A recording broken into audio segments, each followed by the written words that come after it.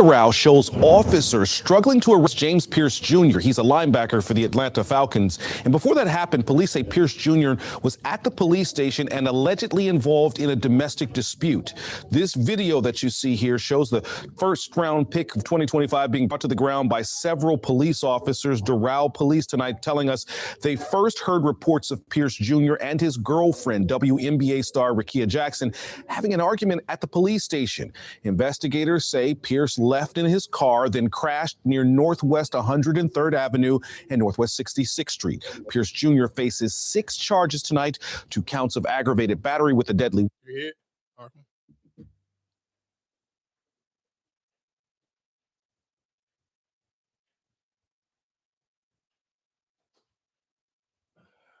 First, I feel, of course, happy Black History Month. I'm not gonna lie to you. I got a couple of Black History facts that I do want to play throughout this episode. I was gonna start this episode off with a Black History fact, but before I get into that, I do want to sit here and say thoughts and prayers to Rickea Jackson. And again, and I just feel like I got to constantly repeat on this conversation because we've had it on here multiple times, but it's normally not attached to another celebrity. So it's kind of easy for you to sit here and say how you may feel about football players or just the violence and that some women may go on when they're dealing with football players. So again, this is something like, again, I said, thoughts and prayers to Rickea Jackson. This is not just a one-off situation. The sad thing is this happens so much. So again, I kind of want to have this conversation with people because I'm sure today will be more people paying attention to the domestic violence situation that women dealing with football players. And I believe realistically, we got to start having a conversation on, especially for parents.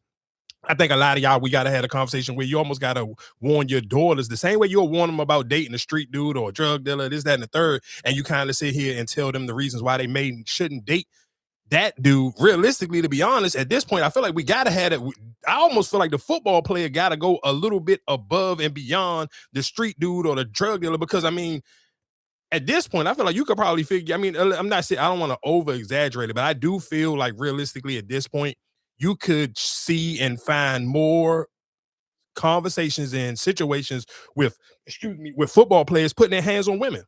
Like, and again, because the crazy thing is, but when I was coming up with topics throughout the week, I seen a dude, I want to say this happened in Tennessee. I don't know what team he used to play for, but I know he was an ex-NFL player. And I want to say he just got charged with, I want to say he just got charged with murder from it was either his ex-girlfriend or his ex-wife, and this how far down it is on my list. Oh yeah, ex-football player Darren Lee was arrested for murder after his girlfriend was found dead in Tennessee. This was a former first-round pick, held without bond, and domestic violence incident. And again, this was at the so this how far down I had to scroll. I seen this story maybe like Tuesday or Wednesday. So even rolling this into like dang, and let's be clear, I've said this before. I said this when Unravel was starting off, and I sit here and said, I like the fact the way that Rickea Jackson is using this moment where, because of course she was drafted in that 2024 WNBA class with Caitlin Clark and Angel Reese. So those two kind of realistically took the spotlight. But I'd sit here and say at the beginning of Unravel, I'm like, I'm loving the fact that Rickea Jackson is using that time and that opportunity in Unravel this season to kind of show her personality off a lot. And she was becoming a fan favorite. And her playing on Paige team, and Paige is kind of a little bit more laid back. And those two playing almost good cop, bad cop off of each other. I love the way she was building up her star power. And that's why if you get on Threads today or on Twitter, you will see the louder uproar, and people are not going to just lay down and allow this just to be a one-off. And again, I kind of get to see why so many women don't realistically want to come out and say anything, because dog, it's nowhere in hell you this again. I said this a week ago, and this is the sad thing, and I really feel for women because I said this about the Javonte Davis situation. I'm like, bro, how the hell did the Javonte Davis get an $8,000 bond? And this dude right here got a $20,000. And I mean, of course, neither one of their Jones is on camera, but you sitting here telling me I feel like his is almost more crazier, but you sitting here telling me his bond only an extra $12,000. Oh, you sit here and again, I hope people don't think what I'm saying is over dramatic when I'm sitting here saying, you should or if you are a parent, especially if you are a dad, I understand how much we got love for football. But if you got a daughter and you're raising a beautiful young girl and you know that all the boys going to be on her heels, you should have that conversation with your daughter and put that PSA out on her. Like, hey, you may want to be a little bit more cautious on dating some of these football dudes, because that level of violence, I can't even explain it. And most people can't explain it if you have never played professional football, because I don't know what it goes in or where it's at. When I'm not sitting here trying to give them no type of pass for no CTE or nothing on why these dudes are so aggressive with these women.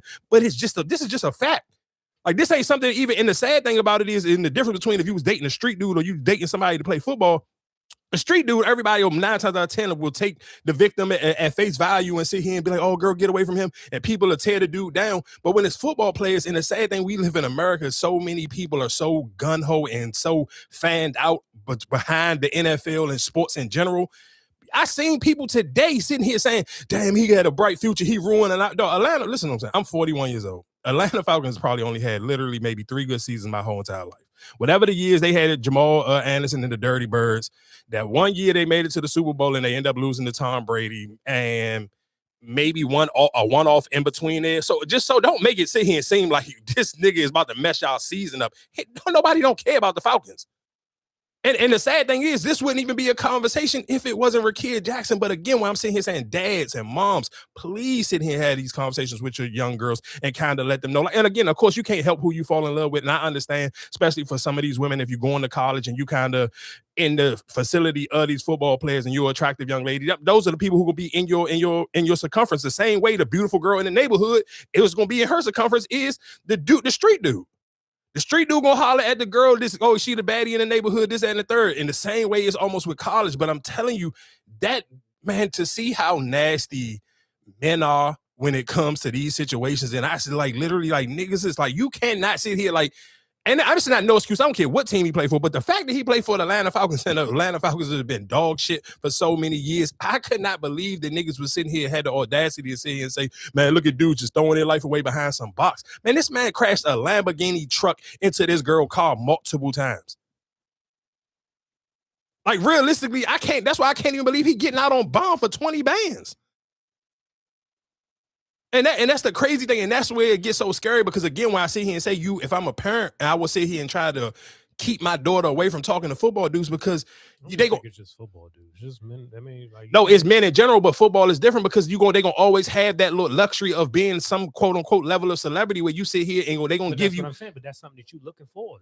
You don't have to talk to a football player or somebody that's successful. That's you. That's what your mindset is. Oh, I need to talk to a football player so I can have a come up. That's not something that you should have set for your goal. If I'm saying, so Marcus, you prove that's what I'm sitting here saying. So that is the conversation that you will have to have with your daughter at a younger age. And this is not a conversation just directed towards Rickea Jackson. She is just popular enough to bring the conversation up to a bigger light. But that you just saying, repeating what I'm just saying here, saying, yeah, of course, you can sit here in the same way with the drug dealer. Of course, it sounds crazy because people, the football players, they play on TV and they are taxpaying citizens. I don't care if I had a daughter and I'm sitting here saying I can watch and pay attention to the track record is these men with this occupation is constantly putting their hands on my daughter and can put my daughter's life at risk. I don't care how successful you is. I don't give a damn how many games on TV. I don't care how much money you got in your bank account. I love my daughter more than I love whatever quote unquote we call success, because that success go out the window if you put your hands on my daughter.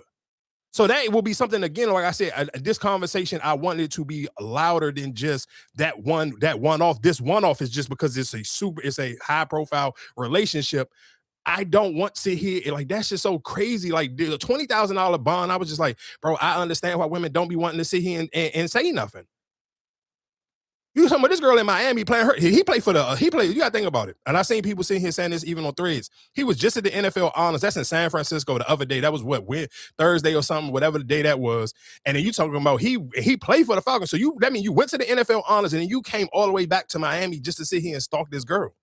Like, that to me is absolutely insane. And there's no other way you can come around it. And the fact that he can get, again, what I'm sitting here saying with the football players, to get a lot more dangerous, because if that was probably a regular dude, you don't even get this bond, and you giving him the benefit of the doubt. Have you watched the video of the police officers trying to bring him down? That's a big nigga, dog. Like, that's just not some police officer came out and said he lucky alive.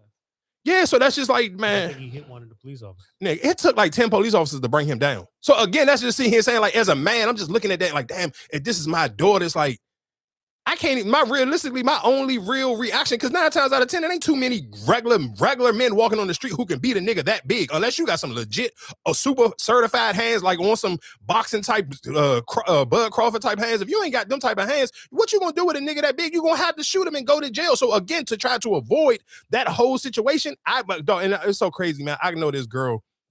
I swear, I want her one day to just sit here, come on here, and tell her story, though.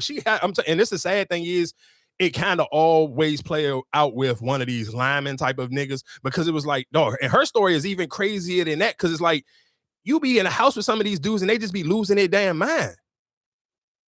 And like, you hear that story, and that's why I think sometimes, and that's why I pray that more women come out and tell their stories. I understand it's hard. A lot of them don't want to, but I do think realistically, to save other women from even sitting here saying, like, I understand, yeah, football niggas, they sweet. They gonna spend the bread and this and the third, but it'll always be in the back of your mind, is it really worth it? Because when it go left, it go extremely left, and you get to see these niggas get off too much. The NFL is full of dudes with DV charges. People kind of, you glance and you gloss over the stuff that Stephon Diggs got on his jump, because Cardi B got a huge fan base, so it's easier for them to kind of take up for him and for it to kind of get brushed under the rug. But dog, it's too many of them. And again, so it's just too many of them for us not to have that conversation and can't just sit here just because it's like, nah, dog, you can't do that.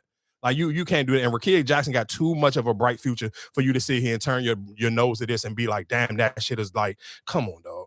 Like that. Maybe it should start with the teams. Like, they should start brushing. It should be stricter penalties for the men that have these charges. It shouldn't just be a pat on the wrist or a slap on the wrist and going about your business. It could be a lot, cost you your livelihood. It should be more than a slap on the wrist. No, I mean, of course, for sure. I mean, that would be in a the sad thing is, it kind of goes, the teams don't care, and it is just not just the NFL, it's the NBA too. Look at Shorty that played on the Chicago Sky with Angel Reese. Nobody didn't even know that was her.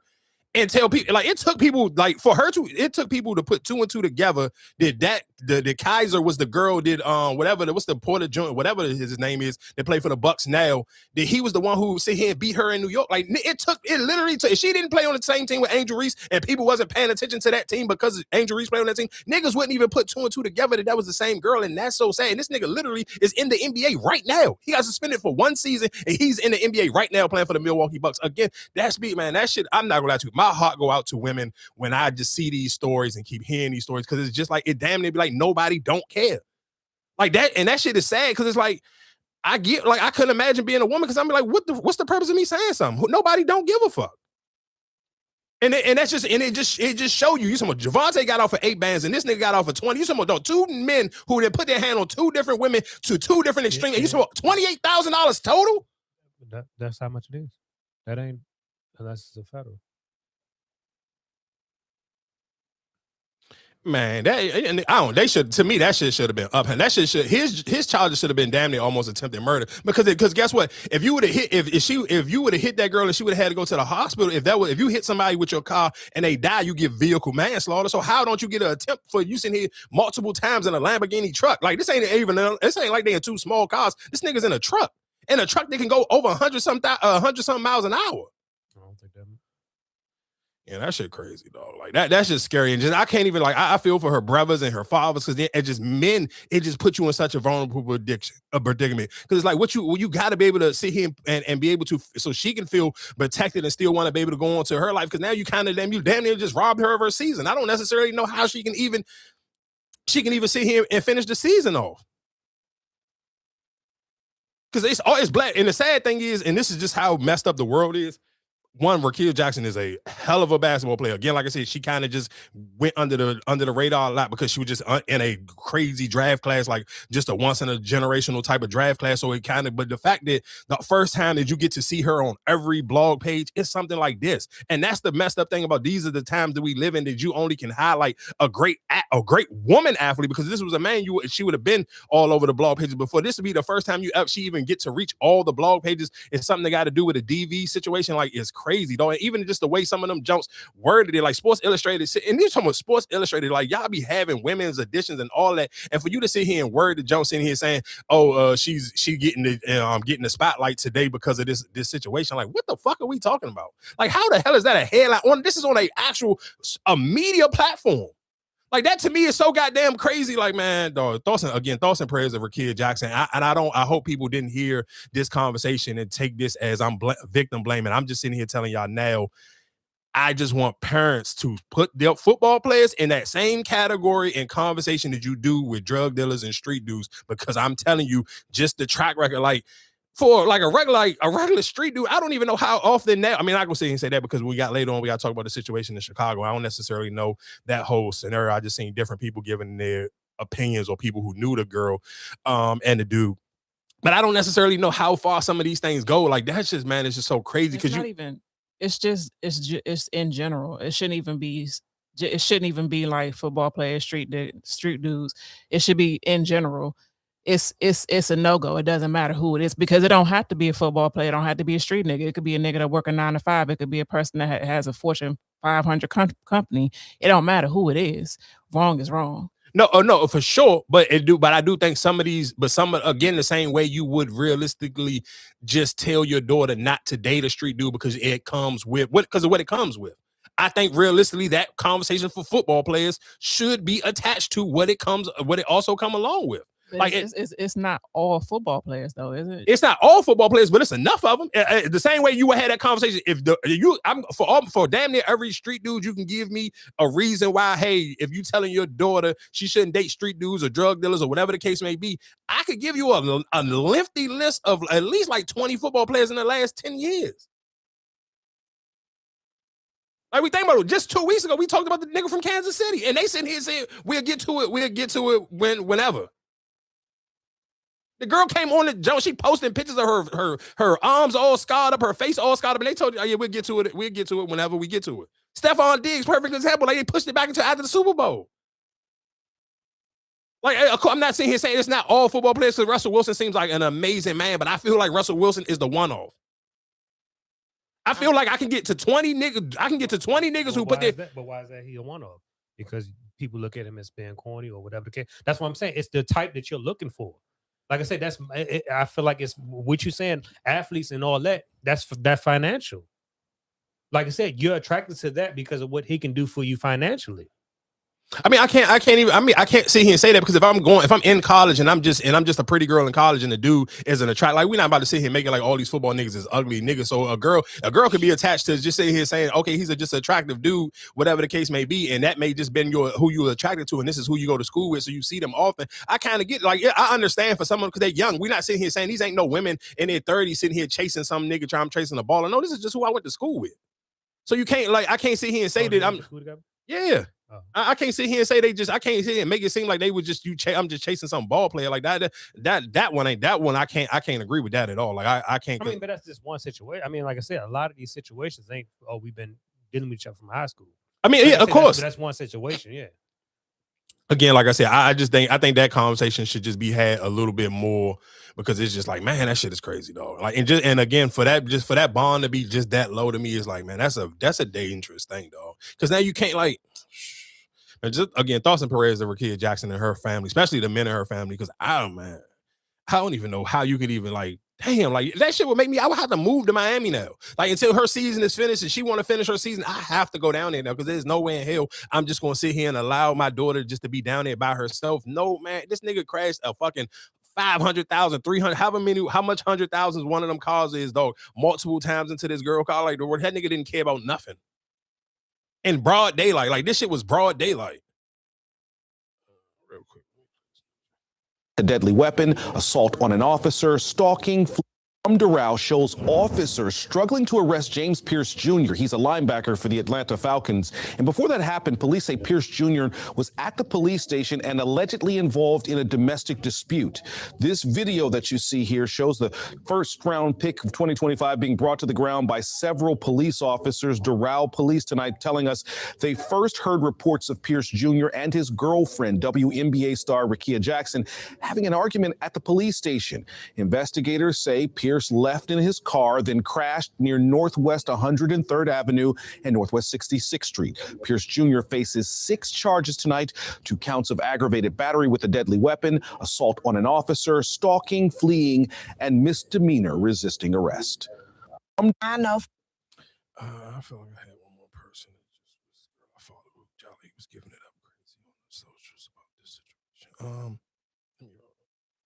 I don't even want to cover this, but I know this is going to be all over the news tomorrow, so I want to make sure I cover this right. Man behind my head is James Pearce Jr. Probably don't know him, especially if you're following my page, because I don't give a F about football over here. He's a rookie linebacker for the Atlanta Falcons, and he clearly lost his mind today. When I say lost his mind, he lost his goddog mind. It has been unfortunately reported by multiple outlets, including Andy Slater, a sports talk show host, that Pearce Jr. was stalking his ex-girlfriend, WNBA star, the Queen Rickea Jackson, from his car and tried to get in her car at an intersection. She was able to get away briefly, and then he is also accused of ramming his Lamborghini into her car multiple times as she was trying to get to a police station. That is so scary. When law enforcement did finally catch up with this madman, according to reports, he tried to flee again, and in that pursuit, he ran over one of the officer's knees. Video circulating of him ultimately being captured, but it seems like it was an absolute nightmare. Junior is being charged with 2 counts of aggravated battery with a deadly weapon, 1 count of aggravated stalking. He's also being charged with fleeing and eluding,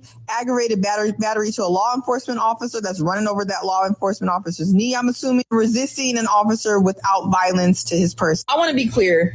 WNBA star Rickea Jackson was down there in Miami playing an Unrivaled, doing her thing, and likely minding her business. It is very unfortunate that this man behind my head decided to be so emotional, so erratic, so dangerous, and risk her life in this manner. And to all the women, including Rickea Jackson, that has unfortunately had to deal with DV and men that act this way with no regard of their lives or the people that they said they loved lives, I am so sorry, and you deserve better. Not only are these women victimized in that moment, victimized when they're talked about, they're victimized as the story does not go away. The saddest thing about this situation is this was a person I'm sure she loved, trusted, and thought would never harm her. And here we are. Reported that the NFL is aware of this situation, but they've had so many situations like this in the past that have not been handled well. I don't know if I have a lot of faith about how they're going to handle it, but I just want to say, please, in my comment section, send love to Rickea.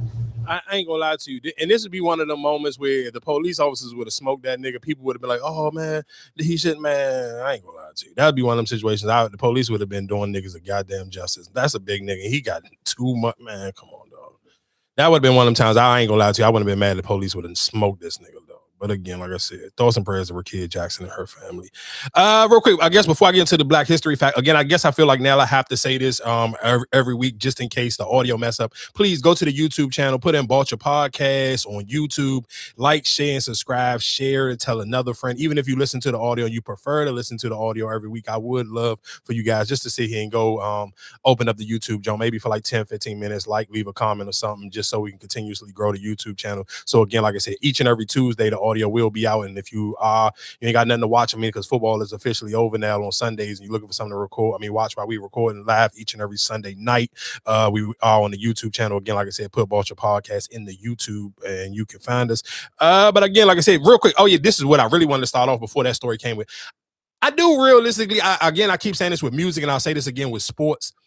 Bring back regional stuff and I can kind of tie this into the Washington Post, because a lot of people got laid off from the Washington Post. I feel bad for people, of course, losing their job, but I kind of got to put them in the same category and same conversation I did when people lost their job at ESPN. I do think some of y'all kind of just like, you could damn near almost tie that in with like Ebro and them at Hot 97. I think a lot of y'all just get too comfortable with them paychecks. And if you're working in a media space, I don't care what form of media you're working in, you cannot get that comfortable where you shouldn't be building up your own shit. Like losing, of course, nobody wants to lose their job, but you still, especially if you have a media job, like you talking about newspaper, news channel, radio show, anything, it's 2026. You should have your own podcast equipment. You should have your own phone. You can at least have a phone. If you got a phone and you can go buy you a mic that you can sit here and record off of, you should be doing something. You should be building up your own platform. So if you lose a job, it's just not like I seen Jamel Hill and them like, damn, that big trade in Washington and it's crazy that nobody's going to be like, niggas don't really read the paper no more. Growing up, my parents was like, I'm talking about faithful Washington, but after a while, niggas get old and them going, and when they get old enough where they're sitting here retiring and stuff, they don't need the paper every day. Huh? They did it again? Hell yeah, just happened this week. No, I'm saying they've been, what's the name? No, nigga, they just laid off 300 people this week. No, but that's what I'm saying. The Washington Post been lost because, like I said, we lost the little advertisement stuff with Washington Post. That's what I'm saying. They laid off. Well, they just laid off more. They laid off more people. I played the clip of the dude it- talking about it. But again, just even tying that into, and the reason why I wanted to tie this into with the Wizards, because again, like I said, I seen Jamel Hill and somebody else who was on Threads, and they was just saying, damn, it's crazy that the Wizards made these big trades and they don't have a local paper for this. And the reason why I made this conversation, because I mean, of course, I live in the DMV area, and the reason why I sit here and say making sports more regional again, along with music, is people getting in my comment. If you don't live in the DMV, you can't tell me how a DMV person supposed to feel about the Wizards. Like, which y'all happy about getting Anthony Davis? Nigga, one in the DMV, 80% of people probably was LeBron James fans at some time. So that means they have some type of feeling about getting Anthony Davis, because they didn't. If you watched enough Lakers games, you eventually became an Anthony Davis fan just off of the strength of him being in proxy of LeBron James. The same way niggas became Kyrie Irving's fan because Kyrie Irving played beside LeBron James. So yes, if I live in a DMV, and me and Marcus was literally just having this conversation a week ago, hey, the Wizards just don't got nobody for niggas that care to go see. Now that they got Anthony Davis and Trae Young, if you don't live in the DMV area, I don't give a fuck about your opinion about the Wizards, because guess what? A week ago, you would have never been talking about the Wizards. So mind your fucking out of town business. I'm talking to DMV people who are excited about sitting here spending our American fucking dollars going to see our home team. You don't live here, mind your fucking business, bitch. Like, that shit be blowing me. Like, niggas is not saying, we're not sitting here saying, oh, we about to win the fucking Eastern Conference, nigga. We're talking about what we are excited about, where we live, lay our heads at, dog. Nobody don't give a fuck about your opinion. Keep your bitch ass out of town, dog. That's what this shit be blowing me about the internet. Like, niggas gotta sit here, take time and listen to videos in fully. I'm not sitting here asking for an out of town nigga opinion about my home team. That shit be blowing me, dog. That's the only thing I hate about the internet. Because, like, dog, stay the fuck out of town, bitch. Like, niggas, that's the one thing I do wish kind of like in this area a little bit. You got time to turn up on some of these out of town niggas a little bit, because niggas be getting a little too fucking freely on the fucking internet. Like, come on, dog. Again, like I said, shout outs to everybody in the DMV. I'm sure if you actually watch basketball, there's no way in hell you could tell me. Now, of course, keeping Anthony Davis and Trae Young both healthy, that's going to be a big uphill. But just off of strength of just having them on the actual Wizards team is fucking just as exciting as fucking having Jalen Daniels. Because guess what? We ain't had a goddamn nigga that nobody gave a fuck about wearing their monkey ass jersey. And I am disappointed that the Wizards don't have them rose jerseys no more.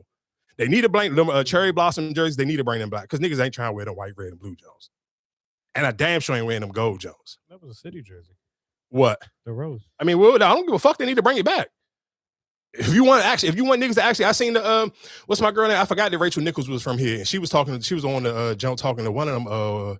I want to say one of the white dudes who be he do a podcast with, or he be featured on Bill Simmons' podcast, and he from here. He was literally a Wizards fan, and they was, I remember, because of course Bill Simmons is on Netflix now, and I watched the episode when they was talking about Trae Young when Trae Young first got here. Man, people just want to, like, people gonna want to buy shit. Nigga, them jerseys is just ass. Like, the Wizards jersey, the team name is ass, and then the jerseys is ass. So just at least when you gonna do one thing. The DC ones? What's the? Those are the ones that be wearing, the blue and red ones with the DC on it. Not as much as I like the cherry blossom Jones. I like the cherry blossom ones better. It just, that shit just got more swag. It just got more everything to it. Like that, just that white, red, white, and blue. I'm cool on the red, white, and blue. But I do, like I said, just because we talking about the Washington Post real quick, and then we can get into regular stuff.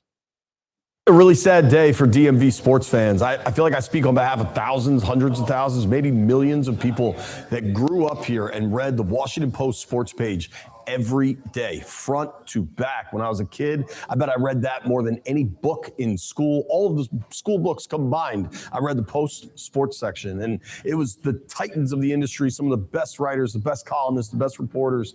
And for them to scrap it entirely, I mean, it's just so sad for the history of that. And it's also sad for sports fans right now.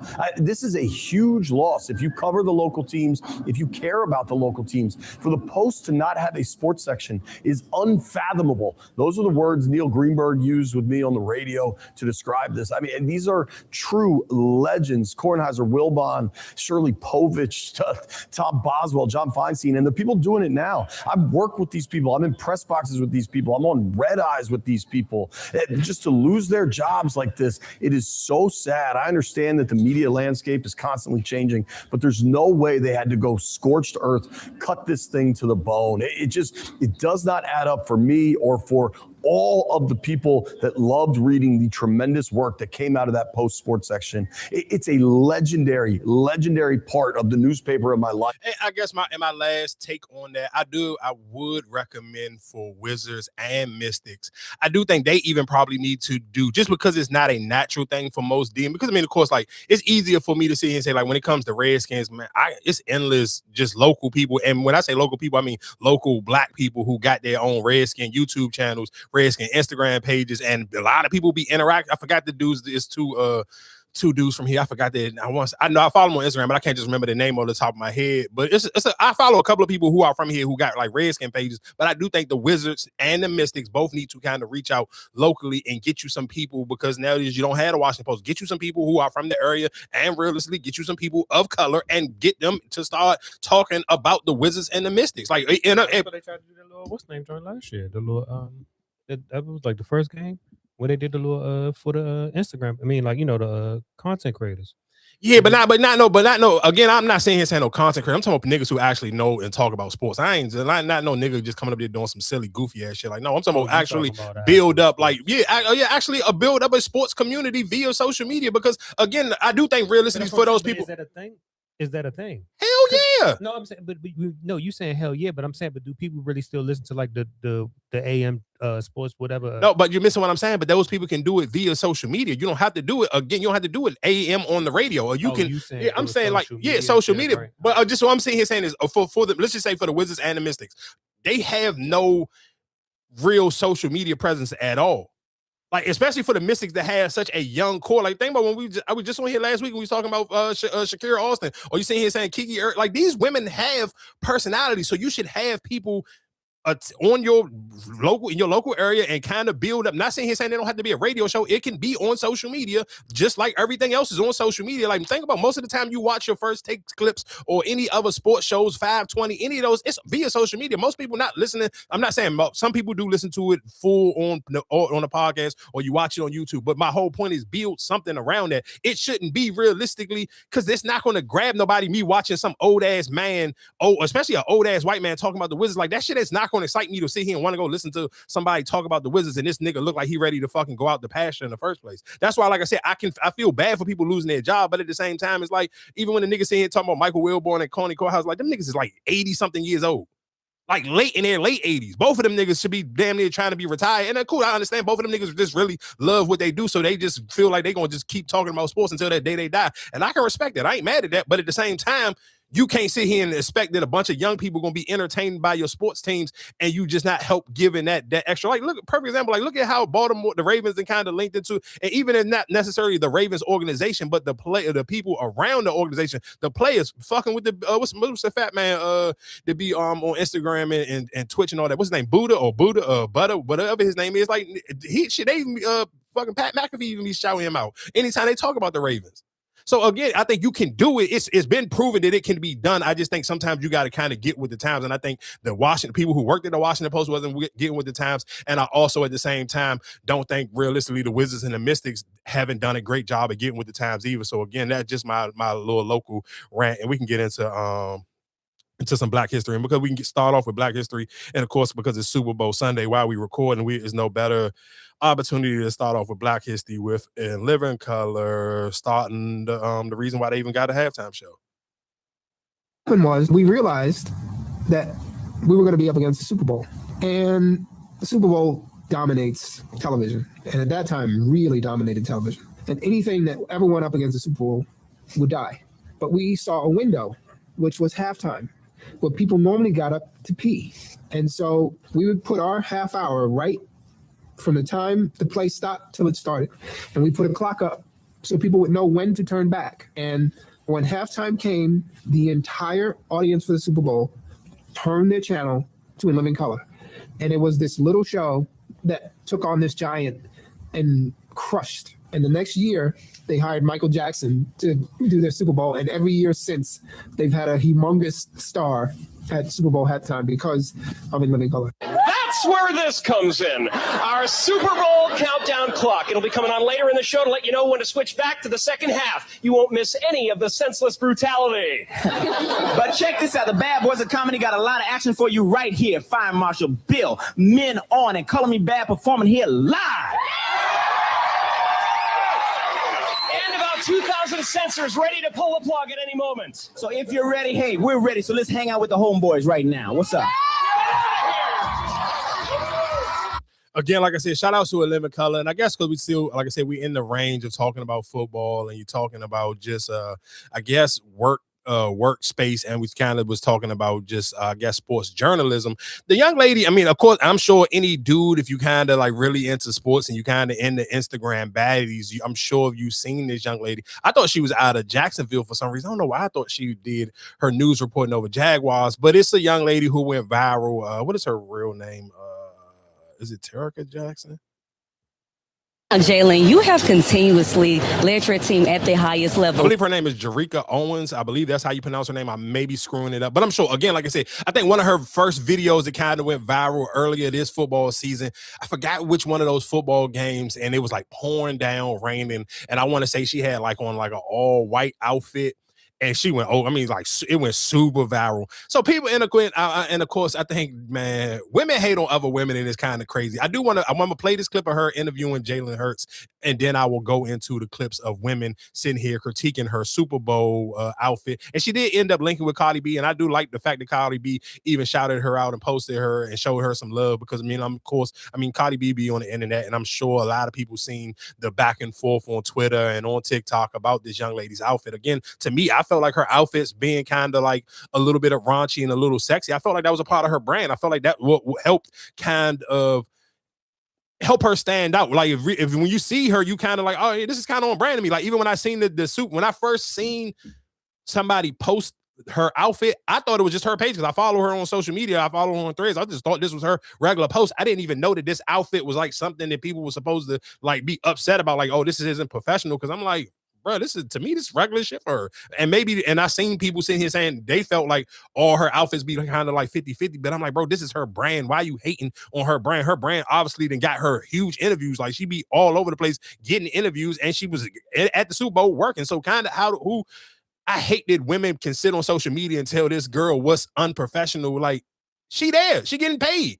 Like, you know who she going viral because her outfits always go viral. So I'm kind of confused on what was the real big uproar. But again, like I said, I do think sometimes women just kind of find other ways to hate on women regardless. Now, it is Black History Month. What does it mean to you to have this position as a Black quarterback? It's something you have a lot of gratitude for, something that you have a lot of passion for. You know what you represent, and I think that all comes from knowing what's come before you. So there are a lot of greats, a lot of people like me that have had opportunities and have not had opportunities that I do it for. And so I know I represent a large group of people, and I carry that with me every day. Now, there are a lot of college players that look up to you. What would you say that they need to do to be able to play the position that you play every single day? It starts with the effort, starts with the work, being clear, having a clear mindset on what you want to accomplish, and then putting in the time, the energy, the long nights, the early mornings to go out there and do it. You know, you're always going to be a product of your preparation, and sometimes you have moments where it goes the way you want, and sometimes you have moments where you have to go back to the drawing board and put even more work in. So I say that. Now, earlier you mentioned grace. What are some of the grace that you looked up to when you were trying to get to this moment today? The older I got, I'm beginning to have a different perspective, or I guess a more broader view on it. So going back to Randall Cunningham and what he was for the position, Michael Vick, Tom Brady, Peyton Manning, Steve Young. I'm still always digging, still always trying to learn as much as I can from those guys, but they definitely have an ongoing impact on me. I think it's so funny. And you know, real quick, and the crazy thing is, of course, because we talking about Super Bowl and it's Super Bowl Sunday, man, shout outs to Doug Williams. People don't get, and again, this is like, when I sit here and say, out of town niggas gotta mind your business, bro. Like the city where I'm born and raised and lay my goddamn head is just born on just pure Black shit, dog. Shout outs to Doug Williams, dog. Like, man, y'all can kiss my ass, dog. Let's go.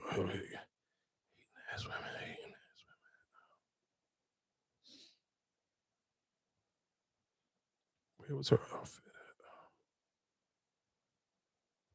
at? Damn, what the hell? I've said too much. Oh, here we go.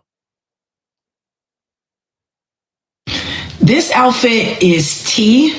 She looks amazing. Her body is amazing. And it's something that I would wear. But the outfit is not appropriate.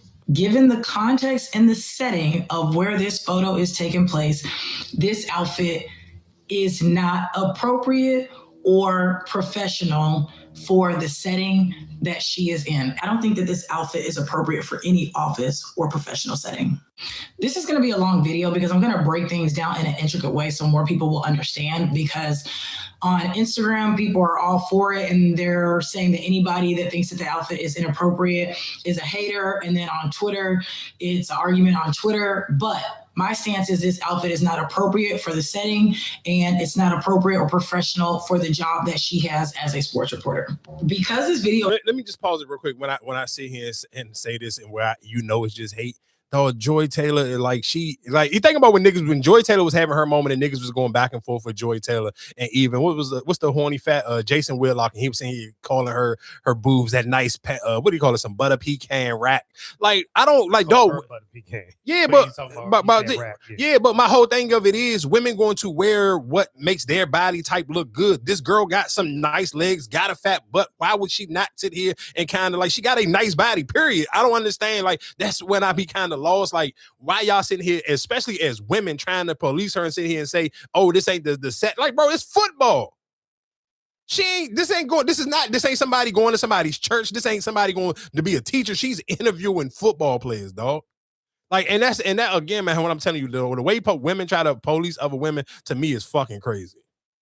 Was not to attack her. I'm going to use some examples of my own, of me, of attire that I personally wore that now looking back on it, I do not think was appropriate. First thing is first, she is a reporter.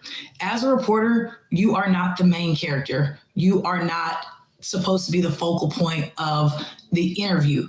But because of the outfit, she has now shifted the attention to herself and not the athletes that she is interviewing, which adds to the inappropriateness. So real quick, and the reason why I paused it right there, and then this lady sounds like somebody who will be getting fired from fucking Washington Post and try to figure out how she gonna build up a platform for herself now. Because perfect example, you sitting here saying it's supposed to be about the athletes. Dog, Stephen A. Smith as a man has been took it away from the athletes. I remember when one day Stephen A. clapped back to some of the niggas. He said, dog, I'm more popular and more famous than everybody who played for the Knicks. Of course, this was before Jalen Brunson and Cat got there. That little group, after that, when that little spell that the Knicks went through, after Carmelo Anthony left, and he's literally came out his own mouth on national TV and said he was more popular and more famous than players in a actual NBA team in the biggest city in the United States.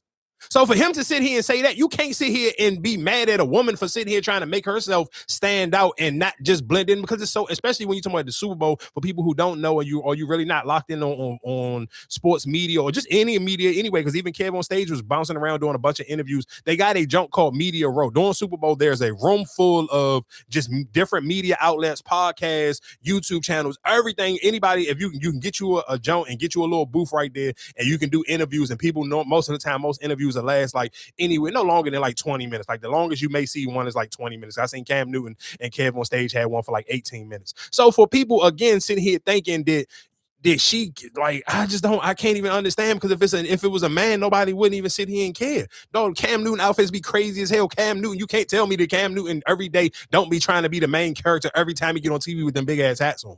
But nobody not gonna sit here. Niggas will say it looks stupid, but nobody ain't sitting here saying, "Oh, Cam Newton trying to steal all the spotlight. He trying to be the main character." Nobody don't never say that. So for you to sit here and try to I don't understand women, the way they police other women.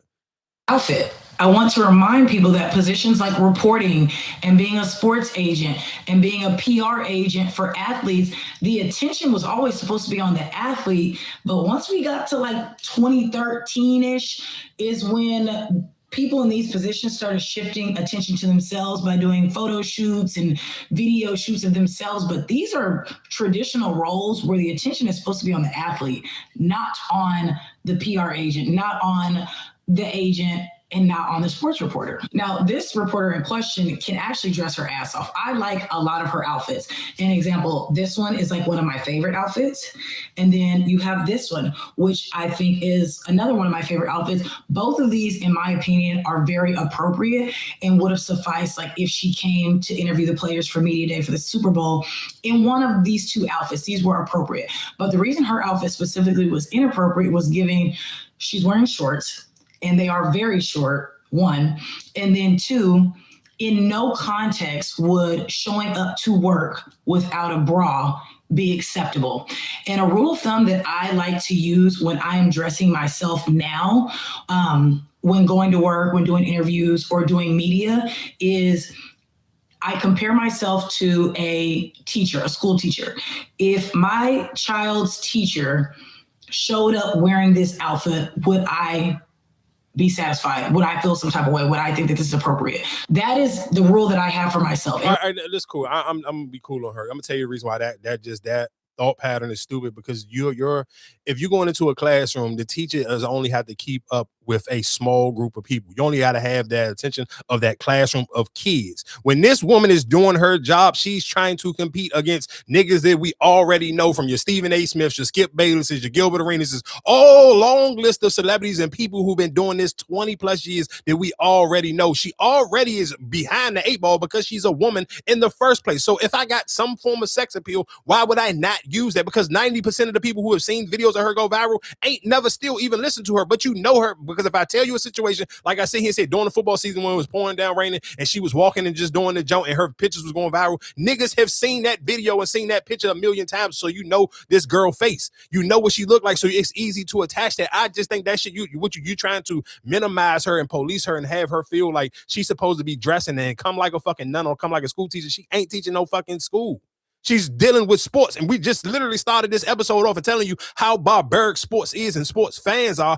Niggas ain't going to give a fuck if she butt naked or she got clothes on. The less clothes she got on, the more they going to pay attention, but they're not going to show her more respect. I'm telling you, if you especially go back to if you got a chance sometime today, go on Twitter or Matt, please go on Twitter, because not on Threads, because there's a lot of WNBA fans on Threads, so they kind of job like bullying and strong arming niggas if they even think about playing with Rickea Jackson. But get on Threads and just look at how many Atlanta Falcons fans was just more upset that this nigga may be throwing his career away than actually sitting here taking up for a fucking woman. So if you sit here and think that this was going to change the way people was going to judge this girl, you crazy as shit. And I think that's sometimes when you kind of understand what people peek at just via making social media videos, because you're not using your broader brain and kind of like common sense, where it's like, are you being serious? Like, you sitting here, dog, look at Taylor Rooks. Like, the whole running joke was like, look how many niggas was wanted to cry when Taylor Rooks sit here and they found out that she was getting married. Because Taylor Rooks used her sex appeal to her advantage. Niggas, even it was a running joke like, oh, damn, anytime Taylor Rooks do an interview with these niggas one-on-one, niggas be coming up with the greatest lies, like they averaging 60 points a game anytime Taylor Rooks in front of them. Like, that was just a running joke on NBA Twitter. Like, dog, come on, dog. Again, like I said, I hate the fact that other women try to police other women like this. Shout out to Taylor Rooks. She hosted a little puppy bowl today. She did a little voiceover of that. That's like, I know you getting paid for that. I mean, of course, I feel like Taylor Rooks won't get paid for anything she do again. Well, I mean, shout out to Taylor Rooks. I didn't see the puppy bowl thing, but again, I'm with you on that one. Shout out to Taylor Rooks. I guess let's get into a conversation for people who didn't see the kind of switch gears a little bit. So, of course, there was a new show a new movie on Netflix. The name of the movie it's called Relationship Goals. And of course, the way it was promoted, it was, oh man, it's this new rom-com and it's Method Man and Kelly Rowland in the joint. And let's be clear, I watched their interview on the Breakfast Club. I seen their clips going, and they did a joint on Sway and all of that. It had a couple different interviews go viral, but I watched the full one on Breakfast Club, and it was them, and it was Devin and Devon Franklin. Of course, for people who don't know who Devon Franklin is, that's Megan Good ex-husband. Of course, he is a director. He also does, spot dates and preaching at certain churches. The majority of the time, he does a lot of his preaching in LA at Sarah Jakes and Torrey's church at 1 LA. So, but again, with all that being said, when they did their interview, they made it seem like this was still going, like this is Method Man and Kelly Rowland, but of course they're just playing. They built this around Michael Todd's relationship goal, but which is cool. It is. Let's be clear. Michael Todd, one of the reasons why I even became a fan of his, because before it became a book, it was actually a series that he was doing like on YouTube. It was even like he was doing services around it. He was also doing panels and everything. Like, you can go on YouTube right now, put in Michael Todd relationship goal. He got endless series. Like, he built up a nice platform and a brand from himself around this relationship goal thing. So. But it didn't and let's be clear, him and his wife did their own interview on the Breakfast Club solo. But I felt like, to most people, they probably felt like they got duped because it wasn't the way. Because even with the Breakfast Club, they didn't really I think the only clip from that interview they actually showed was when they was asking him about him responding to Drewski, about him going back. I mean, him responding to Drewski, and his wife ended up cutting him off in that joint. Like, that's the only clip I seen from the Breakfast Club. I just didn't get a chance to watch that one. And it's so funny about, if you actually watch the movie, Kelly Rowland, her character, like even like the process of Method Man bringing the idea and wanting to interview Michael Todd and all that, she was kind of like almost, I felt like she was irritated the way most people, how Mike Todd has rubbed most people the wrong way. Like if you were a fan of his at one point in time, or if you've seen him enough via social media, he done kind of rubbed a lot of people the wrong way. And that's kind of how Kelly Rowland character kind of was treating him the whole time. Anytime his name was coming up when they was shooting content, had to go to his church in Oklahoma and all of that. So I like that way Kelly Rowland, because I was watching it like, and I'm not gonna lie to you, I was having an inner battle with myself, like, damn, why am I so appalled at this nigga in the movie?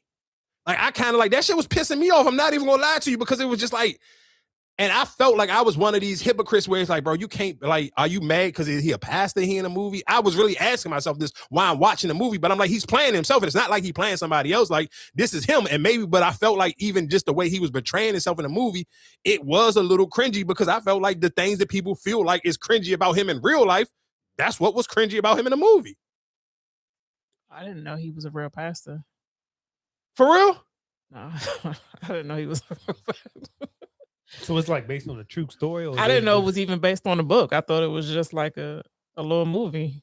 No, it's not based on, I mean, I can't say it's not based on a true story, but it's not based on a true story, because it's like, they made it around his book, and they made the movie where it's like the book kind of like gas people to want to find love. It's just the same way like when Think Like a Man came out. No, because when I say, that's why I say, is it based on a true story? Because like you said, if I'm portraying this image, like, because are you saying that? Because when he said his scenario, like with him, is he like he trying to play like he's a good guy, or no? He's already the pastor. He's playing him in the movie. He's him. He's already him. This book is still his book. So like realistically, the characters is who like trying to become a good guy is Method Man character. So Method Man character read the book, and then that's what make Method Man, he's a TV producer, so that's what make him want to interview Mike Todd and go to his church and all of that stuff. So Method Man character is the character who's trying to become a good guy. But again, the way the movie was kind of promoted, it felt like we was getting just this like, I mean, of course, people were horny. So niggas probably thought we was gonna get a fire sex scene from Method Man and Kelly Rowland. Like, let's just be honest. And I'm not mad at niggas, because I was kind of disappointed. I'm like, damn, they only kissed like 2 times the whole fucking movie. And I know women is way horny about Method Man than niggas is even with Kelly Rowland. So I know motherfuckers was looking for a fire sex scene, because Method Man had fire sex scenes in Power. That's the last time you seen Method Man. That's what kind of really introduced us to Method Man and his acting thing. So you kind of looking like, oh, this is Kelly Rowland and Method Man. This sex scene will go crazy. They didn't even have one. They did. It was just a little. It wasn't no sex scene. They just woke up next to each other under the cover. Oh, and they wasn't, man. I guess it makes was sense. it bad acting? Like, no, nigga, but it was just, it wasn't the acting was bad. It was just, maybe it wasn't what I thought it was. I thought it was going to be a little more history to it. I thought it was going to be like something. It was just like, yeah, that shit. It wasn't a bad movie though. So what was it, like a Tyler Perry? Like everybody hyped it up. I went and watched, and it wasn't what the hype was. Kind of like that. I mean, I don't even want to say, because I don't necessarily know if it was bad. I think we all probably just went in there with our own expectations, because I don't think most people thought it was going to be like so heavy Michael Todd. I didn't even know who he was. I thought it was just like a little romantic comedy movie. I didn't know. I thought it was going to be good because it was Method Man and Kelly Rowland. I was like, all right, so this might be pretty good. Yeah, because both of them, let's be clear, both of them did good in the last. I mean, of course, Method Man from Power, and then the last time we seen Kelly Rowland was what on the Netflix joint that she was in with the Mia Couple, something like that. Yeah, so and she did an amazing job on it. And then again, in that movie, the sex scenes was fire.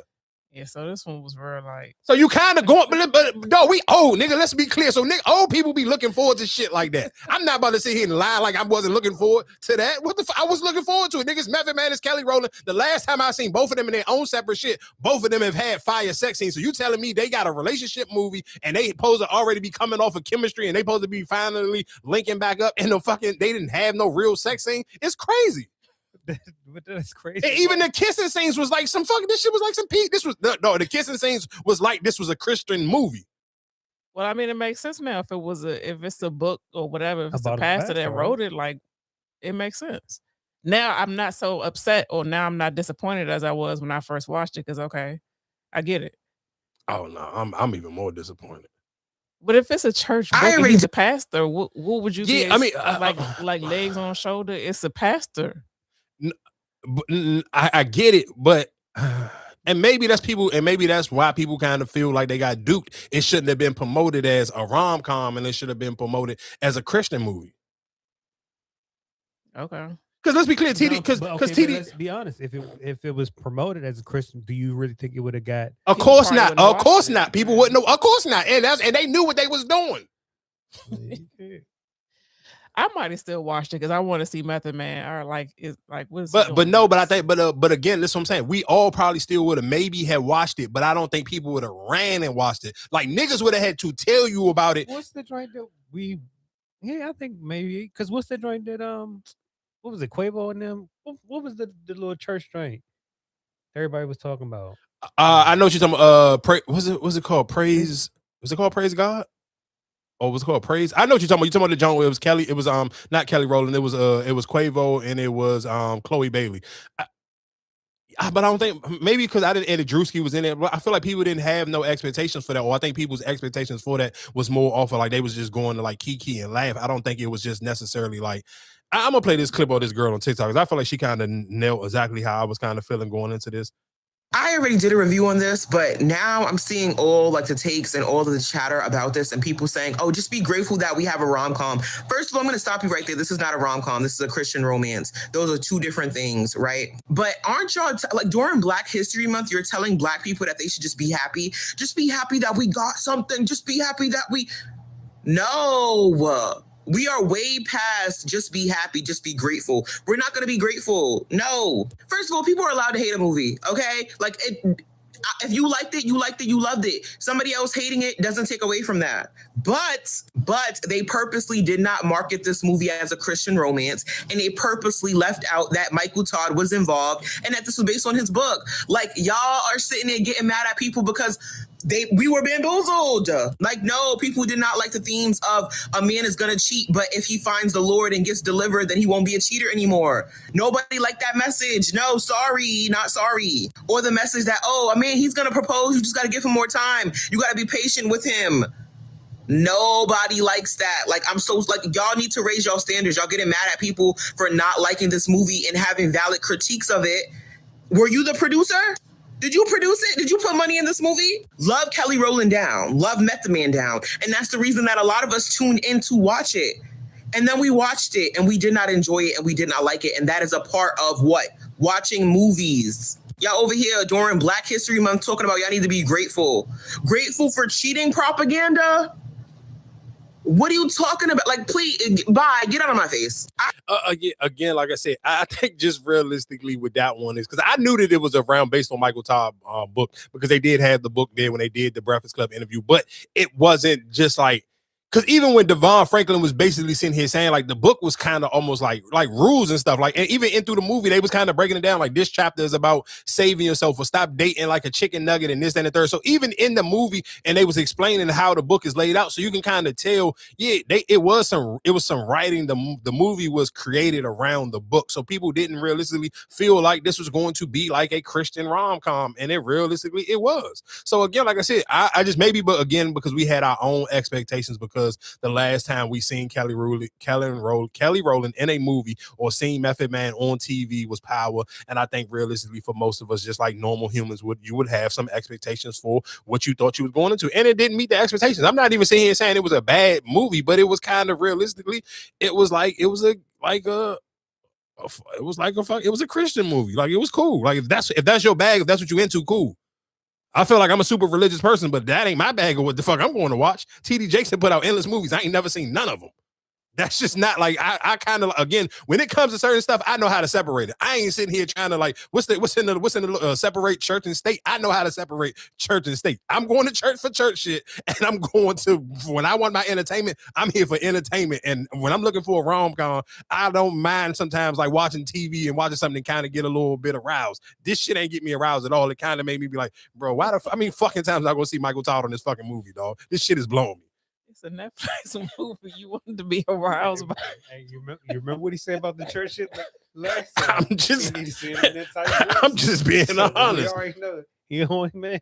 I'm just being honest. But while we talk about movies and we sit here talking about I guess talking about dating, I guess realistically one of the, and I'll play this. I'm gonna play the actual clip of the cast of the power crew. Of course, Michael Rainey and I don't know how you say my what's Braden. I don't even know how you say Braden real name. He got one of them like Italian names. And Paige. And I ain't gonna lie to you, Paige. I'm gonna be honest with you. I think I unfollowed you. I'm just like I think for people to make this seem like. That's why I need. I could have sworn. Did I?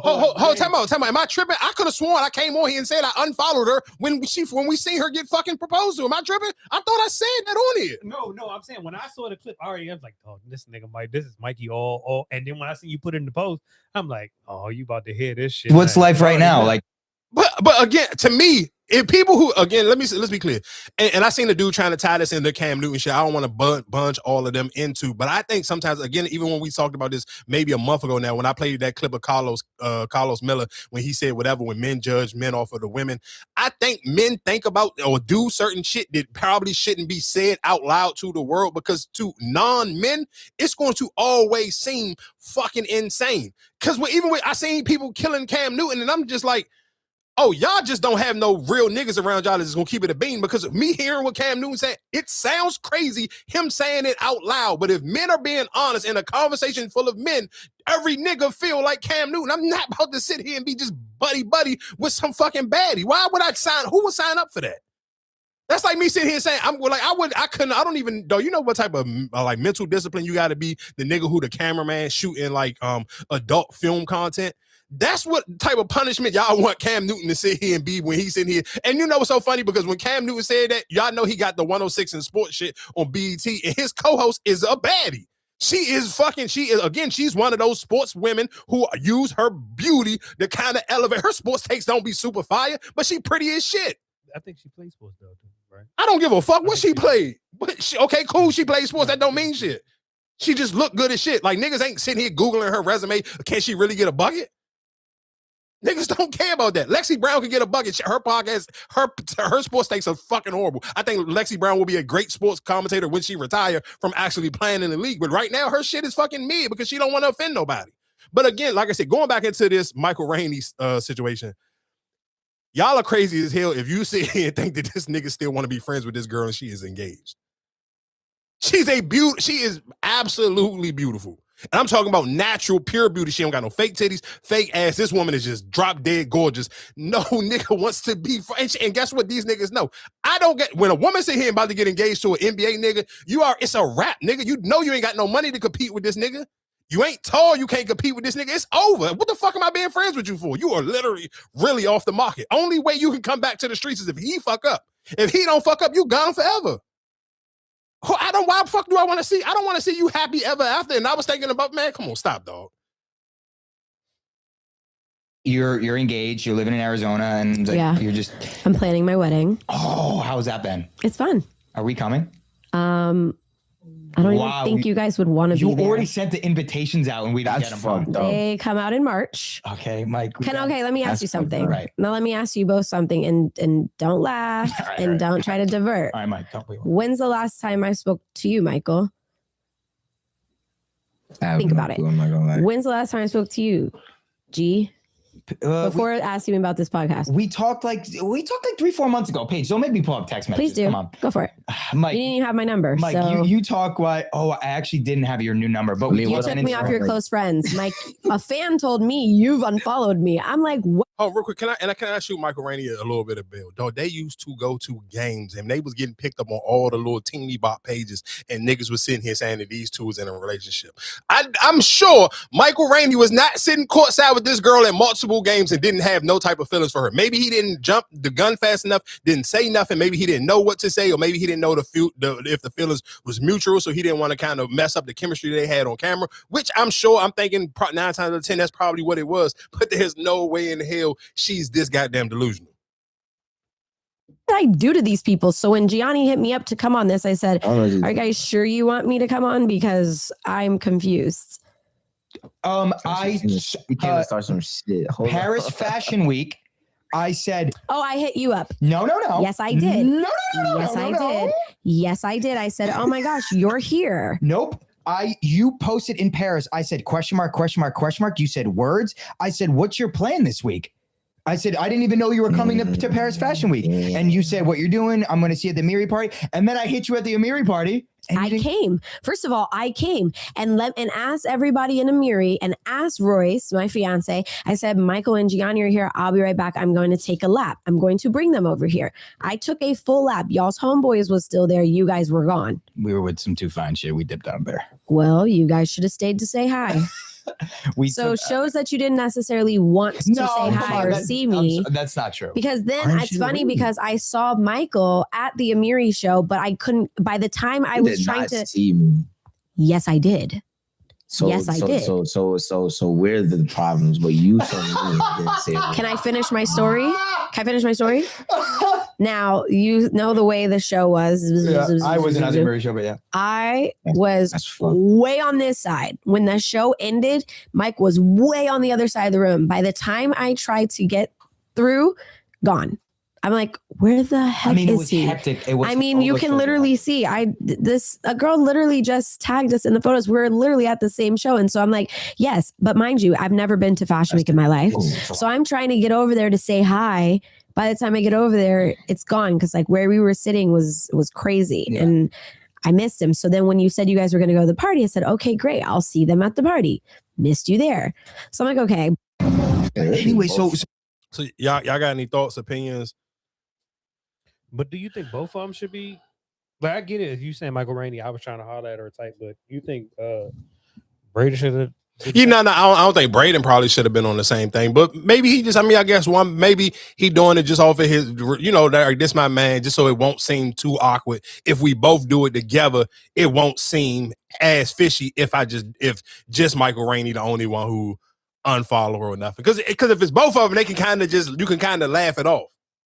But if it was just Michael Rainey, now they kind of look hot like, nigga, oh, you mad because she went and got engaged. Duh. It's not that serious. You gonna follow me because I got engaged? If I thought I had a chance that I could beat, hell yeah. Okay, but let me put it like this. So what if you did beat, right? But you wasn't gonna take her serious. You still kind of because you wasn't paying, you wasn't going to wife her. So I mean, like you wouldn't be like, oh, nobody don't. The only reason why I'm gonna sit here and say nobody don't know that because nobody don't know Michael Rainey to be just some knockdown. Like this nigga ain't Trey Songz or Drake or somebody. So I can't sit here and say he wouldn't have took her serious. That's on you for not shooting your shot. So you gonna get mad and unfollow me because you didn't make the first move. Yeah, I would be. I ain't gonna lie to you. Hold on, let me see. I drinking the Amiri party, and then I don't remember what happened. We went to the club. We got some pretty. I got you some fun that night though. Can I finish my story? Now drinking the Amiri party, and then I don't remember what happened. I'm doing that to you. That's why I would like to meet him first, and then be like, no, like Paige is a homie. I don't want him to think that that's what I'm doing. That's me personally, my brain around not hitting you up or texting you or whatever. Also, the close friends thing. There was a lot of wild going on, and I enjoyed it. Did you? I always responded, didn't I? I don't really remember. Like, this is good. Keep it going. Sometimes I get in my head where I'm like, oh, I don't know if I want that person to see that. You don't follow me. I can't be on your close friends if you don't follow me. Like, follow her back. Right? No, please don't. Please don't. Stay where you're at. It's totally fine. Friends, you wasn't. Yes, I was. I love when you guys. I mean, I don't love it. But I love when you guys act up. It's hilarious to me. And I'd just be cracking up. I'm doing that to you. You guys be so bad. Yeah. You guys are bad. So that's my psyche behind it. It has nothing to do with you. I promise. I don't know why Michael unfollowed you. Michael, you're going to have to, that's you got in Paige's conversation. I don't know. Like the thing, like, I don't know. That's going to be tripping. I don't know. Instagram be tripping is so. You guys did not bring me on this podcast to play in my face. I know you did. I just told you honestly how I feel. I want to meet your fiance, and I want to you know what I mean? Let's go to a Suns game, you know? Well, come on down to Phoenix. All right, I'd be down for that. Let's do that, Mike. Yeah, let's do it. You guys be so bad. Again, I do. Only thing I guess my only conversation for Michael Rainey is he got to kind of be better with using his words. I'm sure they put him on this. He got himself put on the spot, and he realistically just don't know how to actually speak and say how he really feels. Because you even now you sitting here talking about you unfollow her because Instagram be tripping. Like, come on, dog. Put your big boy pants on and sit here and keep it a beam. But of course, it's on camera, and you don't want to make the conversation awkward whenever you see her husband or her soon-to-be husband. Because let's be like, I'm not stupid. I get where you coming from, Michael Rainey. I understand it, but it does make it kind of crazy now you on camera and you can't even keep it a beam. Like, then just don't unfollow. Just don't look at it. Don't comment. Just leave it alone. No, because if you see her again and she bring it up, then what? No, because I guess what I'm sure in his mind, they stopped doing this podcast for like a year and some change now. So I'm sure in his mind, he probably thought he was never just going to see her again. Right, but hearing it out loud, maybe, or like now it's like, oh, being put on blast. It's like, damn, man, you see how corny it was. You could have just been like, all right, cool, like it's done. I mean, I get you went out of your way to unfollow me. No, listen, I get why he unfollowed her, and I understand that he's not mature enough. I'm not even gonna say he's not mature enough. I don't know how many men would have been honest right there on spot, on camera, and be like, I unfollowed you because I didn't want to see you happy with somebody else. Like, it's easy to say that if it's private, but in public, like in real life, we know it's gonna make you look like a weirdo. No, it's not going to make me look like a weirdo. It's going to make me look like most niggas would probably thought, you got feelings for this beautiful girl. Like, then you should have acted on it. Like, for you to miss your shot and then be mad because I'm happy now, or I found somebody. That's crazy. That's like you hating. Like, that's what you're doing. I mean, yeah. Oh, it's not. I think that's to me. I think that's more of that's human. Like, that to me is like, I feel like that's him being just a regular human being. Like, taking the celebrity out of it, I'm sure most people have done. No, let's be clear. I'm sure most women and men have unfollowed somebody that they may have been flirting with via social media, you find attractive, and then they just pop up and they had a baby shower or they just got engaged. You're like, what the fuck am I still following you for? We was just flirting a week or a month ago and now you engaged. I'm cool. What am there's no purpose of me still following you.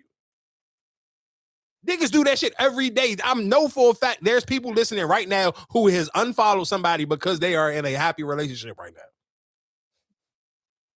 Unless we super cool, I'm not going to be the weirdo like, me and you really cool and then you go get married. I'm not going to unfollow you. But I'm not going to sit here and be just like following you like every post. Nah, come on, man. I can't do that. I mean, a follow is a follow. So if you were super cool with him and now you're not going to unfollow him, but you still feel some type of way. Right? Do you remember what her post was when after she got engaged? It was, they did that little JCPenney shit when he was sitting on her back. Who the fuck want to see that? They sitting on each other back and shit, and they doing all the crazy little silly, man, come on, dog.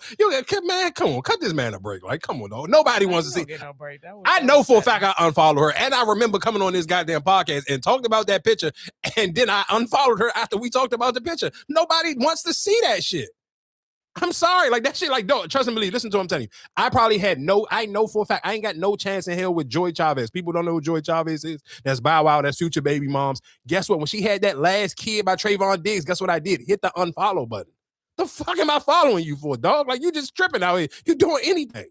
But what does it matter? Why does it matter? Because dog, the same reason why it takes away the fucking just the lust. Like, hey, what am I lusting over now? You just out here doing whatever. You basically letting niggas know if I got some bread, I may got it. Nah, man. Come on, dog. You are messing up the aura of making niggas lust for you. Niggas don't want to. Nah, come on, man. I just got hit the unfollow button again. Shout out to Michael Rainey. I'm not mad at Michael Rainey, and I understand why he couldn't use his proper verbiage while she was right there in front of him and they recording the podcast. And look, it got clipped up. Millions of people have seen this joint. That joint I just looked at on the Shade Room, that shit got 11,000 shares. So you want to meet 11,000 people. Fuck how many people seen it. 11,000 people shared this clip. Man, come on, dog. No. I ain't mad at them. But let me play this other nigga.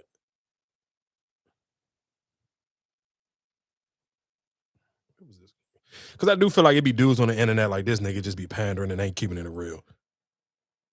That Paige Heard and Michael Rainey Jr. conversation goes into the same basket as Cam Newton's Platonic clip that went viral. You know what I'm saying? First of all, the white boy asked her, hey, are we invited to the wedding? And her response was, not only are you guys not talking to me, you're actively removing me from social media and your close friends. And a fan had to tell me that you unfollow me, Michael Rainey. But in the midst of trying to plan to meet up, you guys also actively dodged me. Actively. And then trying to pawn it off as you found two fine girls or anything like that. And so she says, hey, there's no effort for you guys to try to meet up with me until this podcast. Right? She even said before the podcast, like, y'all sure y'all want me to come on here? Because it seems as though you guys are actively removing me from your lives. White boy responds, well, I don't know how Royce O'Neal is going to act and all these different things. Okay, you had a chance to meet him at the Amir after party. He was there. All you had to do was say, hey, is your fiance here? Let's go meet him. Let's go meet him. You know, when I hear niggas like this, and this is how I know sometimes niggas just don't live in the real world. I can even just take this off of, like, I know women who used to share this podcast all the time, but when you get in a relationship, sometimes it's not going to sit here and suit it's gonna be a conversation where it may be a little bit awkward between you and the nigga you may be dealing with, and you be like, oh, why you sharing? Because I'm not fucking famous. It's easy to share a famous nigga podcast, but if you just sit here saying some local nigga, a nigga gonna sit here just because how insecure most men are, a nigga's going to question it. And I have no women who sit here and niggas and told women, dog, stop sharing his shit. Is you fucking this thing? And I may have never even met these girls ever in real life, but niggas and their insecurity. So for you to sit here and think for this nigga to make it seem like it's just gonna be a smooth fucking like handshake when they meet Royce O'Neal, it's not gonna be like that. Nigga, this is not James Harden. This ain't LeBron James. Like, Royce O'Neal is not no fucking megastar NBA player. Like, this is probably this. I mean, no disrespect to Royce O'Neal, but if we just calling a spade, this is his claim to fame right now. This is his celebrity fucking moment. So let's not make it seem like Royce O'Neal is just some knockdown artist and niggas know him from dating a bunch of women, so he gonna be smooth and look at y'all two little niggas like some poo putts. No, the fuck he's not. So it's just, again, I just sometimes when you hear niggas talk on social media, you kind of know that some of these niggas just ain't maneuvered around in certain situations where that shit could be awkward. Me and a homegirl, we could be I'm talking about super cool, we could be kicking it, and she may not want to introduce her fucking boyfriend to me. Just because they feel like it may just be off a little bit. Because you don't never know how the man is going to see the other man you introducing him to. Like, I think when you sit here making it, thinking it's going to be just that cool and that smooth of a interaction, I think you being a little bit delusional and being dishonest just because the nigga got the girl don't necessarily mean the nigga can't be insecure. Like that, I think that kind of is a little bit delusional. If you just going off a celebrity, I'm sure just off of face and name, I'm sure more people know Michael Rainey Jr. as Tariq off of Power than they know who fucking Royce O'Neal is. And them two, and they could even, he play in Phoenix. They could fucking go walk the Phoenix together, and I guarantee you more people gonna be like, hey, Tariq, can I get a picture? Then they gonna ask Royce O'Neal for a picture. So to sit here and make it seem like that was just gonna be a clean interaction and they meet each other, I think that's a box of bullshit. But why? No? Why it can be? Why wouldn't it? No, it could be. In a perfect world, I don't necessarily know if it will, though. Now it might be a little awkward or whatever the case may be because y'all made it awkward, but like it can be. It don't have to be like rah fuck that nigga. Why it don't have to be that. I hit that chord, Marcus. I don't know what you use.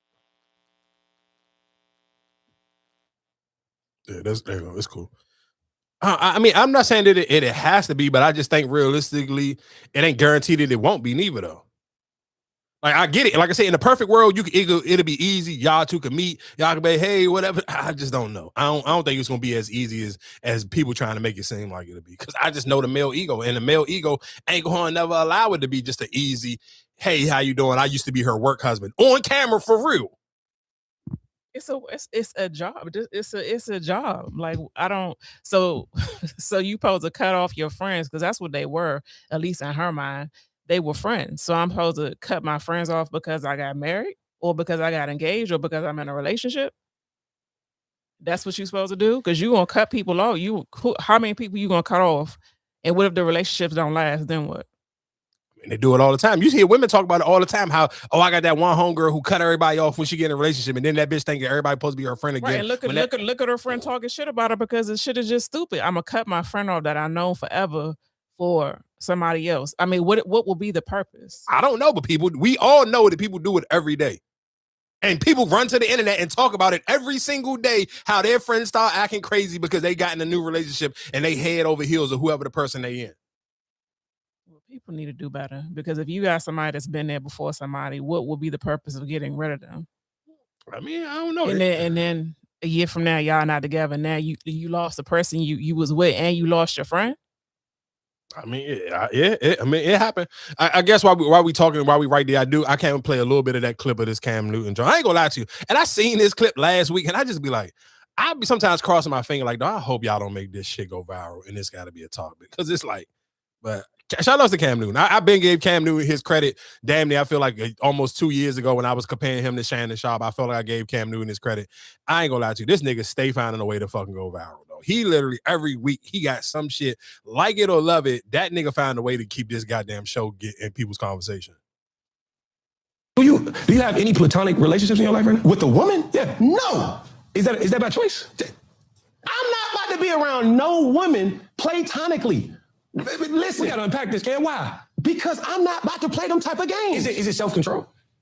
Call it what you want. I'm asking. Call it. It may be self-control. I'm asking. If she fine, I'm not about to have her around playing like I don't think that she's attractive. Is it possible to think someone's attractive and still behave yourself? Yes. Do you have control of them thoughts? Yes. But I'm not about to play them games. What game is it? The game of saying, hey, we're not about to be friends. I don't have good-looking women that's friends around me. So no, just all the you have any ugly ones? I gotta ask. I don't even have women friends, bro. Respectfully. Why?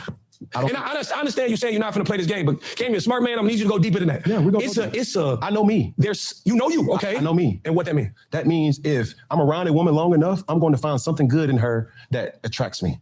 Okay. And when you're attractive, what then happens? When you're attracted, what then happens? Sex. On the one hand, I respect knowing who you are as a person and acknowledging that you have no self-control. On the other hand, why don't you just have some self-control? Like you miss out on great relationships because you lack self-control. That's essentially what it is. Again, I respect the fact that you acknowledge that you don't have self-control. And there are men out there who know they don't have self-control. So if they have a female friend, they know what the ultimate goal is. But then there are others out there who have beautiful platonic relationships. And it's wonderful. I do believe that men and women can be 100% platonic in a friendship. I feel like I done gave my thoughts on this before, but maybe for people who just go ahead. How would you feel if you were a friend of his? I told you what the co-host felt like. She said, "Well, this is awkward now." Is it just because you can't handle having a female friend that looks good and stand the thought of maybe shooting your shot and she shoots you down? I think that's one. And then I also think realistically, niggas just be horny. Right, then it's about self-control, is it not? No, for sure. It's about self-control, but at the same time, I do think realistically, it's just it's a little bit of human nature as well, though. It's cool, but I mean, and it's cool to be attracted, but damn, you gotta fuck everything. So have a little self-control, like, all right, like she a good person, she cool. I don't want to fuck that up by taking it to the next level. But okay, but let's be clear. I think some people don't treat sex as end all be all. I think it depends on the people. Because if both of y'all, I think me personally, I feel like what he messed up, or he just putting the looks on it. Like you feel like it would be okay if he said I can't have no female friends, period? Yeah, I would have been, because you put looks on it, it's just like, well, who's to say, all right, damn, is she really that fine? You know what I'm saying? Like, that's my only thing. Because she look good, that's the only, like, you put the looks on it, because that's what I'm saying. Like, how would you feel like if you really a friend of Cam, like, damn, well, I'm not that good because you ain't never tried to fuck me? Yeah, I do think you make it awkward around your actual friends if you have some, but he may not have none. Because I do feel like some niggas just be like, bro, like, I can have women friends, but that don't necessarily mean I ain't fucked them neither. That don't necessarily mean you have to fuck them because they're women and they're beautiful. But that's what I'm saying. It could be a homegirl and she could kind of be funny looking, but if we just the right place at the right time, and you still be like, and she can still be the homie. Like, that's my only thing. Like, I think let's just here and say, if you got a homegirl and she may not be like drop dead gorgeous, but she just cool. She cool people, and she a cold-blooded freak. I think, and she don't value sex the way some other people will feel like, oh, I can't be friends with you after we had sex. Some people will be like, damn, let's just, we cool. We could just have sex and we can still be homies. I may want to go have sex with you and still go get in a relationship with somebody else. Like, I think everybody just don't value sex the same. So I do think some people taking it seem like, oh, he gonna miss out on good relationships. But what if he got some homegirls who don't mind smashing and just be like, all right, nigga, I smashed. The meat was small. We could still be homies, but you just didn't do it for me. Like, I think people put too much. Like, I think sometimes you kind of need to knock that wall down to kind of know, like, if we can still be friends or not. Is this a real friendship or is this something sexual? Because some women may feel the same way, like, oh, nigga, I really don't like you. I don't give a fuck about watching the WNBA, but nigga, I thought your dick was gonna be fire. This shit was trash. I don't even want to be your friend no more. Like, I'd be thinking sometimes women be trying to make it seem like they the only ones who don't be sitting here and got an itch to scratch sometimes. And when people hear the Cam Newton shit, they be making it like, oh, the only motherfuckers that got an itch to scratch is just niggas. It be girls out here who be slutting niggas out and can still be cool with the homie because, all right, cool. The nigga, I thought he was an eater. I thought the nigga was punishing shit. He wasn't. Now he just my friend. That shit be happening. Like, that's the shit to be mind-boggling. Y'all be acting like that shit don't happen. That shit happens, though. It's women out here who be sleeping with niggas, and that nigga's her, and a lot of them be like, oh, yeah, that's my bestie, that's my brother, because the nigga dick was trash. Pause. Like, what the fuck? Like, we can't, like, can we, I think these conversations can be more regular and normal. If y'all keep it a buck and sit here and say, yes, that's my bestie, we had sex, and the sex was Busch Gardens, and that's why he the homie, and we ain't in a relationship. It's cool to say that. But again, because people take them that little fuck with their, oh, that's my bro, that's my sister. Y'all take that shit to the death row and nobody don't know. And that's why people be looking funny and these conversations get weird because nobody don't want to keep it a bean that y'all had sex, but the sex was trash. And that's why y'all so cool and y'all can go take showers together. Y'all can sleep in the same, get super drunk and never want to fuck again. Because that one time y'all fucked that shit, or maybe them 2 times, and the shit was just trash. There was no sexual chemistry. Y'all was just cool as being friends because that shit in the bed was just trash. It happens. Shout out to all the people who are friends with that's my bro, that's my sis, because the sex was fucking dog shit. I'm like, come on, dog. It's 2026. Y'all gotta stop acting like sex is that fucking deep and y'all gonna fucking die if y'all just had sex one time with the homie. Like, come on, man. I don't think that all people have the capacity to be 100% platonic in relationships with the opposite sex. That's hey, glad that you know this about yourself, and I respect the fact that you know this about yourself. And we got to acknowledge that because now I know where to put you as a person, right? But I don't think it's only about just not having self-control.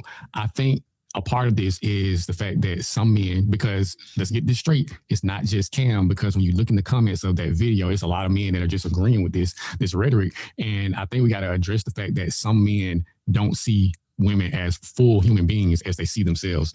They see them as a part between their legs. And unfortunately, that's where we are in society. And I think, honestly, it's probably been this way since the beginning, honestly. I guess I want to give a little bit of pushback to what he's saying is because if that's the case, that makes you sit here saying it's some dudes who you may used to be friends with, and just as two homeboys, I may just outgrow some of the conversation. So I don't think my homeboy is a fucking like a human being no more, because I don't want to be friends with him because the conversation is fucking stupid now. I outgrown the shit that he may be into. Like, I think you can't sit here and say just because I don't want to have, because they want to have sex with each other, I'm not looking you as a homie. We can't just be friends. What if I just feel like I cut my male friends off because, nigga, we don't got the same taste in shit no more. We don't got the same taste in music no more. We don't got the same taste. So what the fuck are we still just being friends? I don't mean I think less of them as a human. I think you see him just because he's saying he can't be friends with women because of the sex thing. I do think sometimes people kind of, you just being a little bit over dramatic with why they like, why he's saying what he's saying. Like, I don't totally agree with that one. Because if you don't take the time to view the opposite sex as a full human, as you would view your homeboys, because you're not thinking this way about your homeboys, you know? So if you take the time to view them that way, then... No, I'm not thinking about my homeboys that way, but I will cut my homeboys off if we don't have nothing in common no more. You're just automatically looking at this woman like, damn, she look good, she fat, whatever. And you want to fuck. You're not taking the time to get to know her like you took the time to get to know your homeboys. You got to know them personally and hung out with them and did whatever with them. And then you decided, oh yeah, like, nah, this ain't for me. I can't mess with them no more. You're not giving her the opportunity, because as soon as you look at her, oh no, I can't be friends with her. I can't talk to her because she's attractive and I want to fuck. That's a difference. Okay, I got it. I agree with that part. I do. I agree with that one. I can go with that. I can go with that one. And that's why I think, man, yeah, I might be like Cam Newton on this one. I'm cool. I can admit my flaws. Cause I'm cool. I think most niggas is cool with, and shout out to all the niggas. And then we like the example you just gave for the females elite. If that is the case, they maybe took the time to know him, right? Or oh he cute or whatever. Oh, I'ma try to. You automatically cutting them off because they're attractive. That's the difference.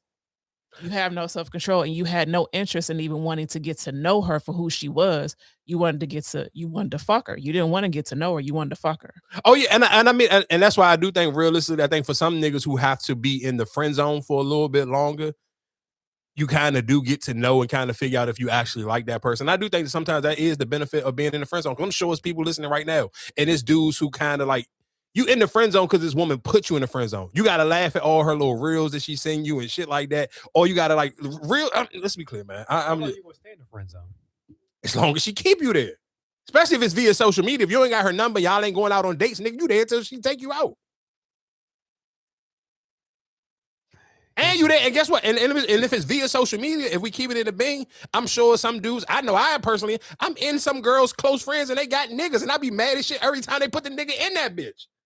But you still stay in the friend zone? But you ain't gonna follow or leave her. Because I don't know her for real. I'm here. I'm in the friend zone. I'm literally, that is the definition of being in the friend zone via social media. What can you say? You don't know this girl for real. You just waiting on your turn. But that's what I'm saying. It's kind of crazy. It's like even talking about the whole shorty is like, you said you will unfollow her. You don't know her. You did. You said you did unfollow her, but you don't know her. But you said you see somebody, you and their close friends, and they got a boyfriend, and you still follow. Like, that's kind of crazy. No, because the difference is, nigga, you don't stand no chance in hell getting no fucking woman after she is getting engaged to an NBA player. And you talking about women who dating regular niggas who go to a regular job. I still got opportunity with a nigga with a regular job. You don't have a chance in hell with a celebrity woman and she's got scooped off her feet by an NBA nigga. Again, when we go back to the original conversation on if I'm sitting here, if I got a daughter and I got to say, go, hey, date you an NBA nigga or date you a football player. The worst thing most NBA players do is end up cheating, having an outside baby, but them niggas still be gentlemen, and those niggas ain't like super handsy with their hands. Like that shit is like so rare in the NBA, and at least the NBA kind of nip, like you don't hear too many domestic violence or any other crazy thing. So when the NBA nigga lock a girl down, he pretty much gonna lock her down until he fuck up. So again, like I said, with the Royce O'Neal thing, you kind of know, like, nigga, he seemed like a nice guy. He probably they gonna probably end up having kids, and it's over, nigga. You ain't getting, there's no more. You just lusting over her. You wasting your fucking time. You probably never even had a chance.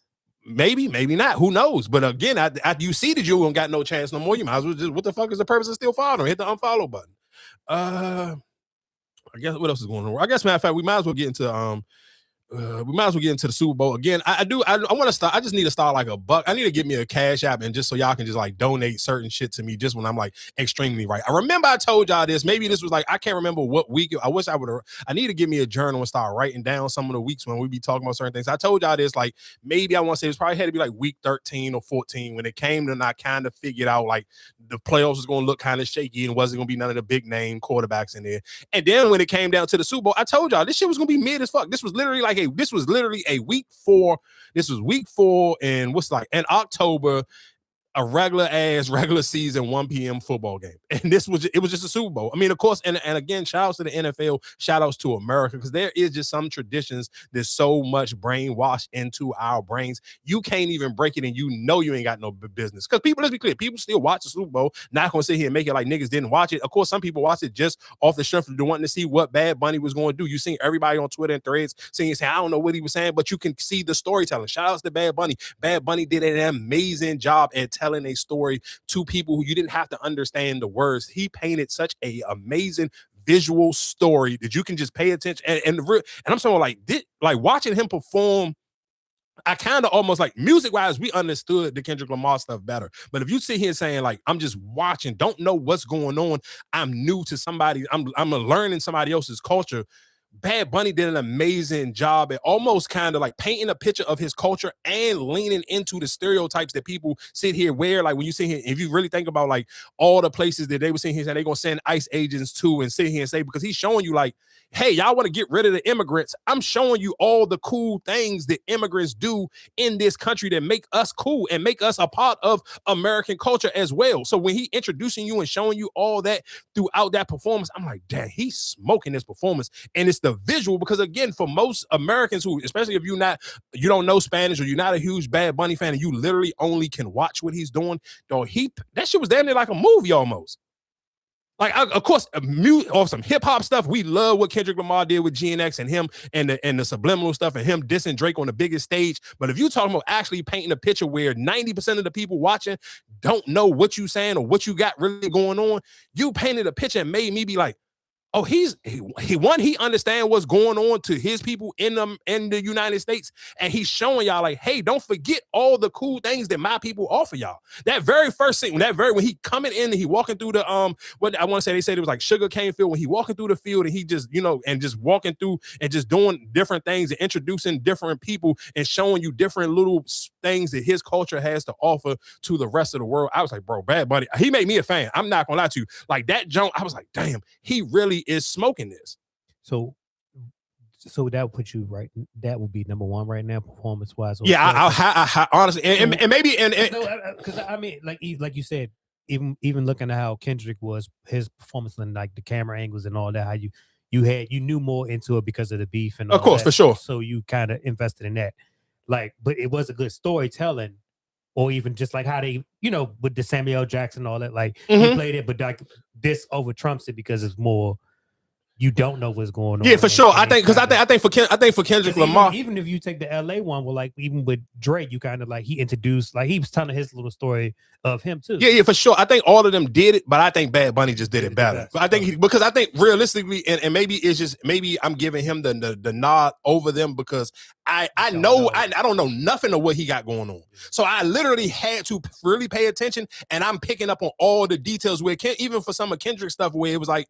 It maybe even took people a couple of days, or you had to hear other people. Yeah, you had to hear other people's point of view or what they may have saw to pick it up. Like with this Bad Bunny, he painted like I'm talking about. He literally, to me, it was like I was like, damn, this shit even visually it felt even clear. Like I don't necessarily know it's because if it was on a different network or whatever the case may be. No, I felt like I was watching a movie. Mm-hmm.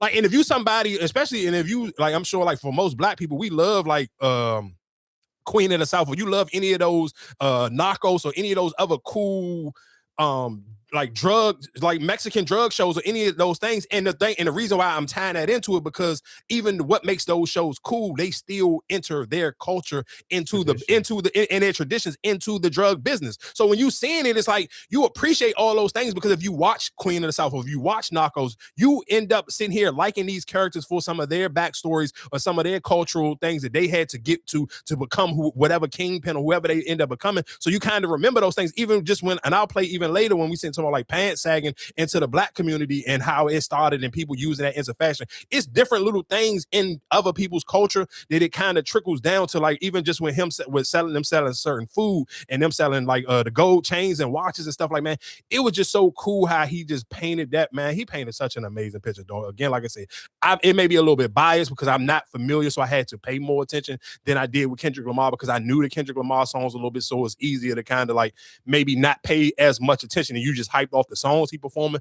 But for this Bad Bunny, was like, it was just so much like, and again, I think that's the difference between like with especially even with Black people and everybody else. We're so excited to see other people's culture because we so used to people just taking from ours. So it's cool to be like, damn, he putting us on to something that like we may not have paid attention to, because again, it depends on what area you live in. Especially I'm sure for people in New York, a lot of that Spanish culture is just the norm to them because they, you know what I'm saying? Like they interact with Spanish people way more on a everyday, day-to-day basis. And again, like I say, sometimes in the DMV area, a lot of that stuff is a little bit more segregated. But just if you really paying attention, think about it a couple of weeks ago when I was talking to maybe 2 or 3 months ago at this point now, when we was talking about like different little pockets in Hyattsville, like me watching what he was doing, that pocket and right there in Hyattsville, like right off of that, whatever, like off of Riggs Road, you could kind of really, in Riverdale in those little pockets, but right there in that little Riggs Road area of Hyattsville.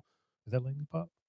Nah, it's I want to say it's like right off of Rick. Talking about with TikTok liquor. Yeah, well, I guess whatever that is. But in that little area right there, you kind of get to see in the DMV, that's the only place where you can really get that feeling of when I'm watching that Bad Bunny and him just walking through and you get that same feeling. So you get to respect people's culture a lot more. He kind of got to put his culture on a main stage platform. And I'm not gonna lie to you, Chris Brown, you kind of like funny with the money. I'm not a fan. Like of course, Chris Brown got a huge fan base. So, and some people are so delusional. Y'all gonna support whatever Chris Brown do. But I don't even like that Chris Brown posted, oh, I know this Super Bowl, y'all need me. Like, I didn't feel like that. Like, I felt like Bad Bunny performance was cool, and I think Chris Brown was corny for posting that right after Bad Bunny's performance, because it's like you shitting on his moment and you shitting on his cultural moment. Like, that shit that white people do. We post as black people, we need to have a little bit more oomph and a little bit more oomph than doing that.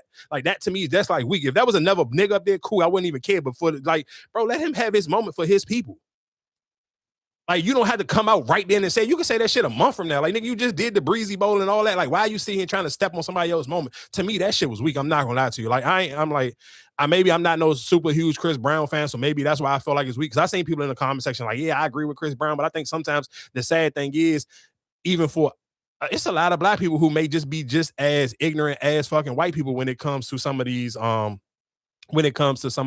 stereotypes. Because I can play Eric Dickerson of I know, of course, I'm young, so I ain't gonna sit here and say young. I'm old, but I'm young enough to never seen Eric Dickerson actually play. So I know Eric Dickerson from when he used to come on and do takes on with Skip and Shannon, or he used to do takes on with Nick Wright and them. So that's the only way I know who Eric Dickerson even is. Last time we talked to you, we were talking about the Super Bowl halftime show.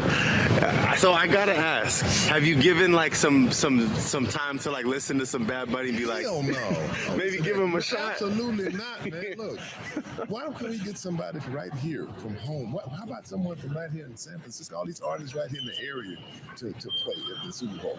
You know, he speak English. You know, I don't know if it's gonna be in Spanish or whatever. The whole thing is gonna be in Spanish. There's a few. What sense that make? I mean, man, look. Don't get me talking. But Puerto Rico is America. I'm Puerto Rican too. Puerto Rico is not America. It's a territory. It's a territory. You can't vote. You don't have a right to vote. Which is a problem. A lot of people would say. I'm saying you can still. It's not U.S. You can call it U.S. It's U.S. territory is what it is. That's all it is. So I mean, look. Can you vote?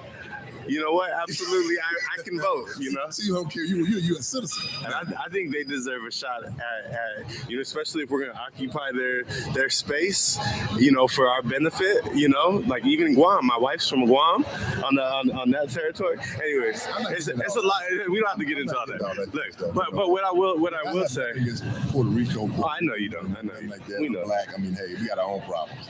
But I just don't. I don't see why they chose that. But the NFL does stuff, that just baffles your mind. So they'll do anything for money, and I thank God I had a chance to play in the National Football League and do things I did and play with my family. But as an entity, the NFL is one of the most corrupt organizations it is. That's just the facts. And the crazy thing and the sad thing, I guess, is because this is an older black man, and I think, and the wild thing, I guess, about it is sometimes like older black men kind of like, man, they be teetering the line of just like repeating some of the racist shit that you hear white people say, because it's like, bro, it's the fucking Super Bowl halftime at the most midest fucking halftime. And the sad thing is, I hope that if the numbers are low on this game, don't blame this shit on Bad Bunny. Blame it on this weak ass Super Bowl. You had literally a week 4, 1 p.m. CBS game, and y'all wouldn't even have had Tony Romo fucking calling this weak ass game, dog. And guess what I'm gonna tell you can do? You ain't got to hold your breath. Let me say this now on public platform. Nigga, you ain't got to worry about seeing Drake fucking make, unless Josh Allen completely just shit the bed the next 4 or 5 years. We ain't got to never worry about seeing Drake made white ass in the playoffs ever again. I wish the NFL take that division shit out and just go off of pure records. Because guess what? You're not going to sit here and that's why I hate the niggas to sit here and just be so delusional with shit. And that's why I like listening to ESPN and some of them, because I paid it like, dog, the way they had to talk about this Super Bowl, it felt like these niggas was pulling teeth and just pulling the hardest. It was like taking the hardest shit of your life. Like you was super constipated trying to figure out ways to big up Drake May to even sit here and talk about this fucking Super Bowl game, because the shit was just bullshit. Guess what? You ain't know, God willing and giving health and strength and energy to Joe Burrow and Josh Allen and Lamar Jackson and Patrick Mahomes, all of those niggas can stay healthy, so we ain't never got to see this type of bullshit ever again, at least in the next fucking 5 or 6 years. I don't want to see Drake May white ass for another 6 years ever. Josh Allen, I pray for you to have pure fucking health and dominance over that weak ass division, nigga. Wake the fuck up and tighten your ass up. Lamar and Jamal and fucking Joe Burrow, get y'all bitch ass niggas healthy. And Patrick Mahomes, leave your fucking drunk ass father in jail, and you tighten the fuck up too, dog. Again, nobody don't want to see this shit. This shit is mid, nigga. It is what it is. It's 2026. The white quarterback, that shit is fucking. Y'all tried it. You had your year. Y'all try to hide it up with the and try. Don't blame it on Bad Bunny. You had these two sorry ass white boys in the fucking jump, and this shit was a goddamn field goal kickoff in the goddamn Super Bowl, dog. Think about that shit. Next year, ESPN, when y'all get on TV and you sitting here trying to big, if the nigga ain't black, don't big him up, dog. Unless it's Josh Allen or Joe Burrow. Them the only two white boys we'll give y'all niggas some pass on. The rest of the niggas get in the back of the line, dog.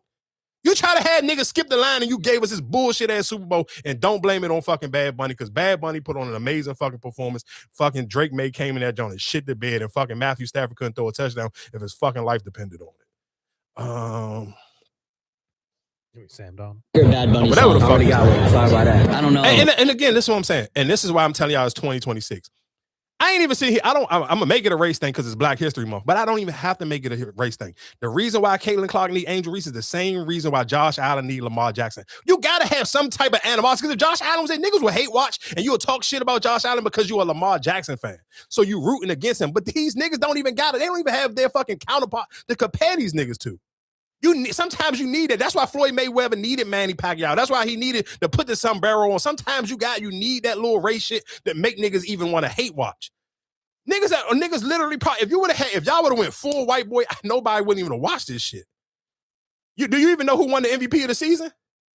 Yeah, Matthew Stafford. Man, I was watching. I had to watch. The crazy thing is, because it was such a non-conversation on social media, I had to listen to First Take. Like, damn, because I play Madden, so I'm like, well, it's Super Bowl. They should normally be telling me who the fuck the MVP is. I had to literally listen to First Take to even find out who the MVP was. That's how you know y'all tried to pull some bullshit this year. I don't know what happened, but it was just like that shit went from the last couple of years that like the NFL was like turning to goddamn like the HBCU Bowl, and then that shit went back completely white. Y'all ain't telling me that shit happened just mysteriously. I'm just calling a spade a spade. So I mean, it is what it is. But again, let me play some of these again. And the sad thing is, I do feel bad listening to some of these clips of some of these black dudes.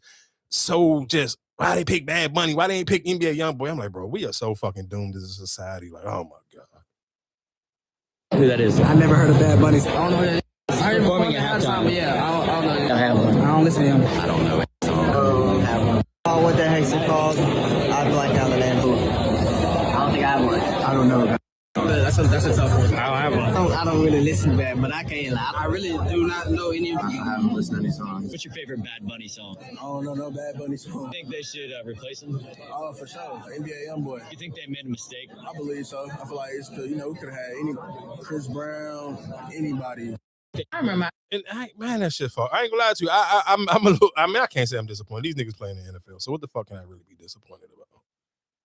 Wouldn't know if Bad Bunny walked up here and asked me for if he could borrow my cell phone. I really don't know who he is. I used to have a Bad Bunny. I had this Flemish giant rabbit. His name was Flop. He had one ear that flopped over. Oh, nice. And I always remembered, and somebody had another Flemish giant they wanted to breed it. And I said, well, let's go easy on that. So they bring the dadgum thing over. It was Christmas Day. I'll never forget this. And Flop and this other animal, his name was Caramel. I say Caramel to everybody. It's my wife. So I keep saying Caramel. And so Caramel, we put it in the cage beside it, and they're getting to know each other. Put them together. Bro, I fucking hate, man. Oh, and shouts to Bad Bunny. What's name was a real wedding. Man, this nigga said I used to have a Bad Bunny. What the fuck? Yeah, shout out to Bad Bunny, though. Shout out to Bad Bunny for breaking out that couple that let me this. That's a flex right there. No, that's fine. Because ain't nobody ever can say they did that. Like, even saying you want to see NBA Youngboy, like this, man. See Youngboy do what? Perform at the Super Bowl. Listen to this stupid nigga. This nigga play for the Seahawks. Bad Bunny song. I don't know no Bad Bunny song. You think they should replace him? Oh, for sure. NBA Youngboy. You think they made a mistake? I believe so. I feel like it's because, we could have had any Chris Brown. Man, this shit's crazy. Maybe it was the NBA All-Star game. What? It's crazy. Let me give y'all a little bit of history on Puerto Rico real quick, and then we can go to something else. Why don't more Americans know that Puerto Ricans are U.S. citizens? Because the United States has spent more than a century making sure that people don't have to think about it. Puerto Ricans have been American citizens since 1917. That's not up for debate. It's literally over 100 years ago. And yet people are still asking, do they need a visa? Are they immigrants? Why can they just move here? Cry to your mama. That kind of ignorance doesn't survive by accident. The U.S. took Puerto Rico in 1898 after the Spanish-American War. Not because Puerto Ricans asked, not because it was mutual, not because anyone voted. The U.S. was expanding empire. And almost immediately, the government ran into a problem that it just didn't want to answer honestly. How do you control a place without fully including the people that live there? So instead of clarity, the U.S. chose ambiguity. Puerto Rico became an unincorporated territory. That phrase sounds technical, but it's not. It means Puerto Rico belongs to the United States, but is not fully a part of it. Citizenship without sovereignty, belonging without equality, obligations without power. Then in 1917, Congress grants U.S. citizenship to Puerto Ricans. And the timing matters because the U.S. was preparing to enter World War I. Citizenship meant Puerto Rican men could be drafted, and that timing was not incidental. But that same citizenship did not include voting for president, voting members of Congress, full political power, or constitutional incorporation. So what people absorbed, even if nobody said it out loud, was that this citizenship was different. Conditional, limited, easy to forget. Then the education system did what it always does. American history classes are clear about states and immigration. They are terrible at explaining territories. Puerto Rico becomes a footnote, a vacation spot, a place that feels foreign even though it isn't. So confusion fills the gap. Media reinforces it. Puerto Ricans are framed as coming to America instead of moving within it. Disasters are covered like they happened elsewhere. Not to U.S. citizens, Spanish, brown skin, an island, and people automatically default to foreign, even when the passport says otherwise. And let's be honest about the uncomfortable part, right? If Puerto Rico were majority white, English-speaking, and culturally familiar to the mainland, this wouldn't confuse anyone. This isn't about geography. It's about race, language, and empire. Confusion is useful.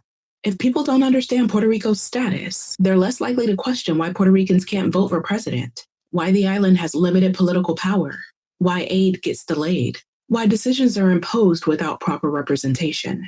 Ambiguity keeps accountability low. So when people ask why Americans don't know that Puerto Ricans are citizens, the answer is simple. Because the U.S. never wanted people to sit with what it means to control a place without fully including its people. Because clarity would force responsibility. And this country has always preferred confusion over reckoning. Puerto Ricans aren't a loophole.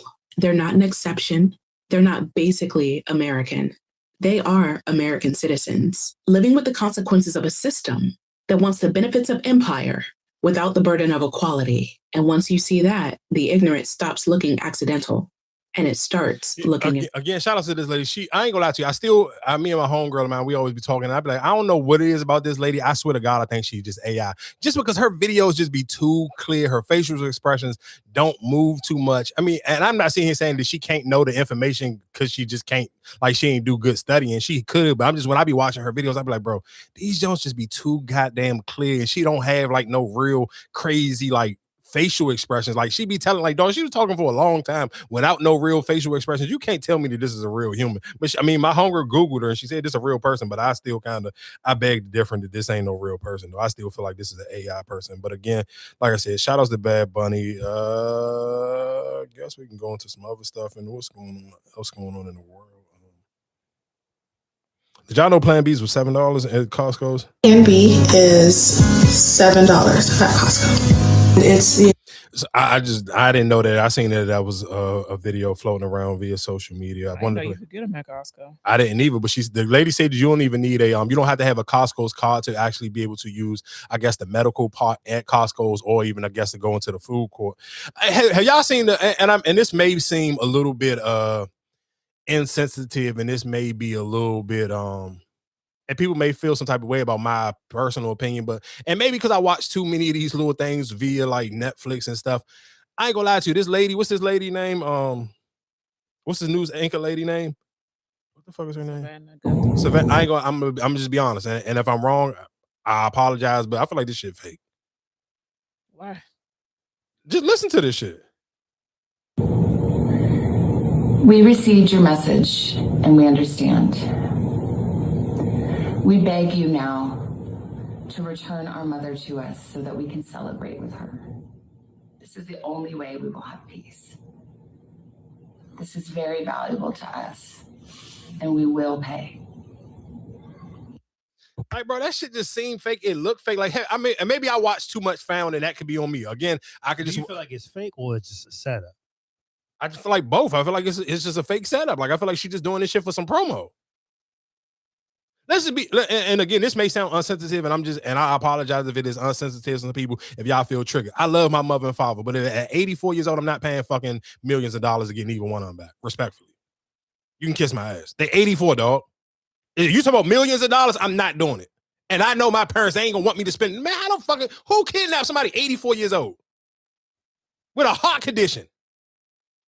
I mean, we talking about she's a news anchor. Like she not up there, but she's still a celebrity. No, I'm talking her mom is 84 years no, old. I'm saying so they're probably expecting the money from her because they're thinking that she got it. Hey, dog, let me tell you something. Let me tell you. That's why I said like I feel like this is probably some setup, some in-house like she got this money and we need this because it was in bitcoins. It wasn't even in cash. Man, I don't give a fuck what it's in. I'm not paying it. I'm just being honest with y'all. At 84 years old, if my parents make, God willing, my parents make it at 84 years old, and you talking about 84 and they got heart conditions, I'm not paying no fucking John. I'm not doing none of this silly shit. Pack it up. You figure you sit here and kidnap my mother and did whatever with she on a pacemaker. Like, what the fuck are we talking about? I'm not giving up millions of dollars for somebody on a pacemaker, dog. Just give me my fucking whatever you feel like going to do. I'm not moving the needle for that. Give me my people's body back. I'm not. Get the fuck on somewhere. I'm not playing with you, bro. What the fuck are we talking about? Like, there's no, like, this shit literally sound like some shit I heard on an episode of Found. And maybe I watched too many of them jokes. And listen to them tell you, I love my parents, dog. My mother can call me. I could be in the fucking hot, deep shit in Baltimore. My mother can call me and say she need me to come and do something. I stop. I have done it multiple times. This shit irritates my fucking soul. Because do you know how? I don't give a fuck if it's no traffic. It's still a clean 50-minute drive from fucking Baltimore. And I've done it multiple times. That's how much I love my fucking mother and father. But I'm telling y'all right now, you can make it for another 15 years and you got a fucking heart condition and somebody trying to get an M from me, you can kiss my black ass, dog. I'm not doing it. And I'm not getting on nobody's fucking camera making this silly ass fucking video. I couldn't imagine me sitting here on camera right now holding Marcus' hand talking about, we gonna pay this. Man, suck my dick. Come on, dog. Some shit just like, I'm sorry, dog. It's just not gonna happen. Even if you had the money? I don't give a fuck. Come on, dog. My mother barely don't want me to buy her shit. You think my mother want me to sit here and spend $5 million to get her back at 84 years old on a pacemaker? That don't mean she gonna like what? Man, come on, dog. Stop. That's literally some white people shit. Only fucking people who just like, come on, man. I seen this shit. I've been holding that shit in all week. I'm like, bro, this shit ain't real, dog. When they played the whole joint on the Breakfast Club, I'm like, man, y'all can't be. I literally felt like I was watching an episode of Found. I've literally heard people go on dog, I'm telling you, I watched Found so much. I've literally heard, what's my lady name on that show? What's the main character name? What was her name? Fuck, how can I remember? Keep forgetting. Oh, she is hey, ladies and gentlemen, I'm Gabby Mosley. That's how I felt like I would just literally sit here and watch, hey, I'm Gabby Mosley, and this is that and the 30. You know, the first 24 hours is the most important hours. Man, come on, dog. That's what I felt like I was watching. I literally felt like I was watching fucking Gabby Mosley on fucking Netflix, man. Come on, y'all can't, man, get out of here. This shit is crazy. I couldn't believe, and this shit all, and then Donald Trump talking about he gonna sit here and get the where's the longer clip of these ladies? They don't got no longer jumps. All of them only this 17-second video. I thought it was a longer one. Oh yeah, all of them that same short video. I don't know why I thought I heard a longer one somewhere else. Again, like I said, I apologize if that was triggering people, but me personally, I may just watch too many of them crime shows on Netflix, so maybe I'm a little desensitized to that. But it just seemed too crazy. Like, you sit here telling me this lady got kidnapped They cut off their camera. And then let me tell you what really kind of threw me for a loop and why I felt like this shit was fake. How somebody got a Ring camera? Again, if this lady is rich and she's rich enough that you're going to sit here and kidnap her mother, you telling me that y'all can't afford the subscription for the Ring camera? So listen, just think about what we're saying right now. You telling me that somebody can afford to pay for their parent to get back from getting kidnapped, but you couldn't afford to pay for the subscription for your mom's Ring camera to work? No, I thought it got cut off. No, they said that they didn't have the backup footage because the lady's fucking subscription, she didn't pay her subscription bill. So normally, I guess they got backup footage, the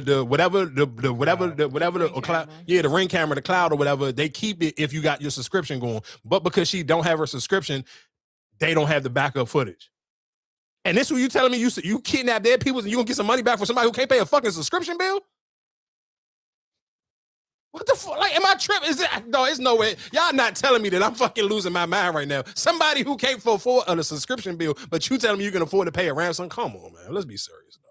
You can't. I never heard. Listen to what I'm saying. And maybe this lady may be super popular. I understand. White people got their own shit and they be rocking and rolling, and I just ain't never heard of it. Cool. That could be true. She could be super popular somewhere else. I don't know what news channel is on. I don't know what time she come on. Channel 4. All right. Well, cool. She on Channel 4. I ain't never heard of this lady before. This is my first time hearing of her, and this story just seemed fishy as hell. This shit seemed like something off of fucking The Equalizer or one of them other shows. You think all of them like make it, or you think it's just like, you think the entire thing is fake? Like, hell yeah. I feel like the whole shit. No, they sitting here holding each other hands on a camera trying to like negotiate with a ransom person. Like some shit they seen on TV before. Do you think it's worse than that? What's the little girl that got kidnapped?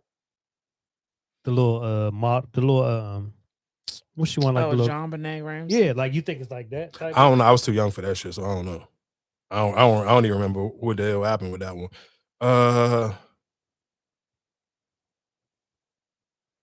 What else was going on over? I guess. Man, there's some nasty people out here. I ain't gonna lie to you. I do want to play this.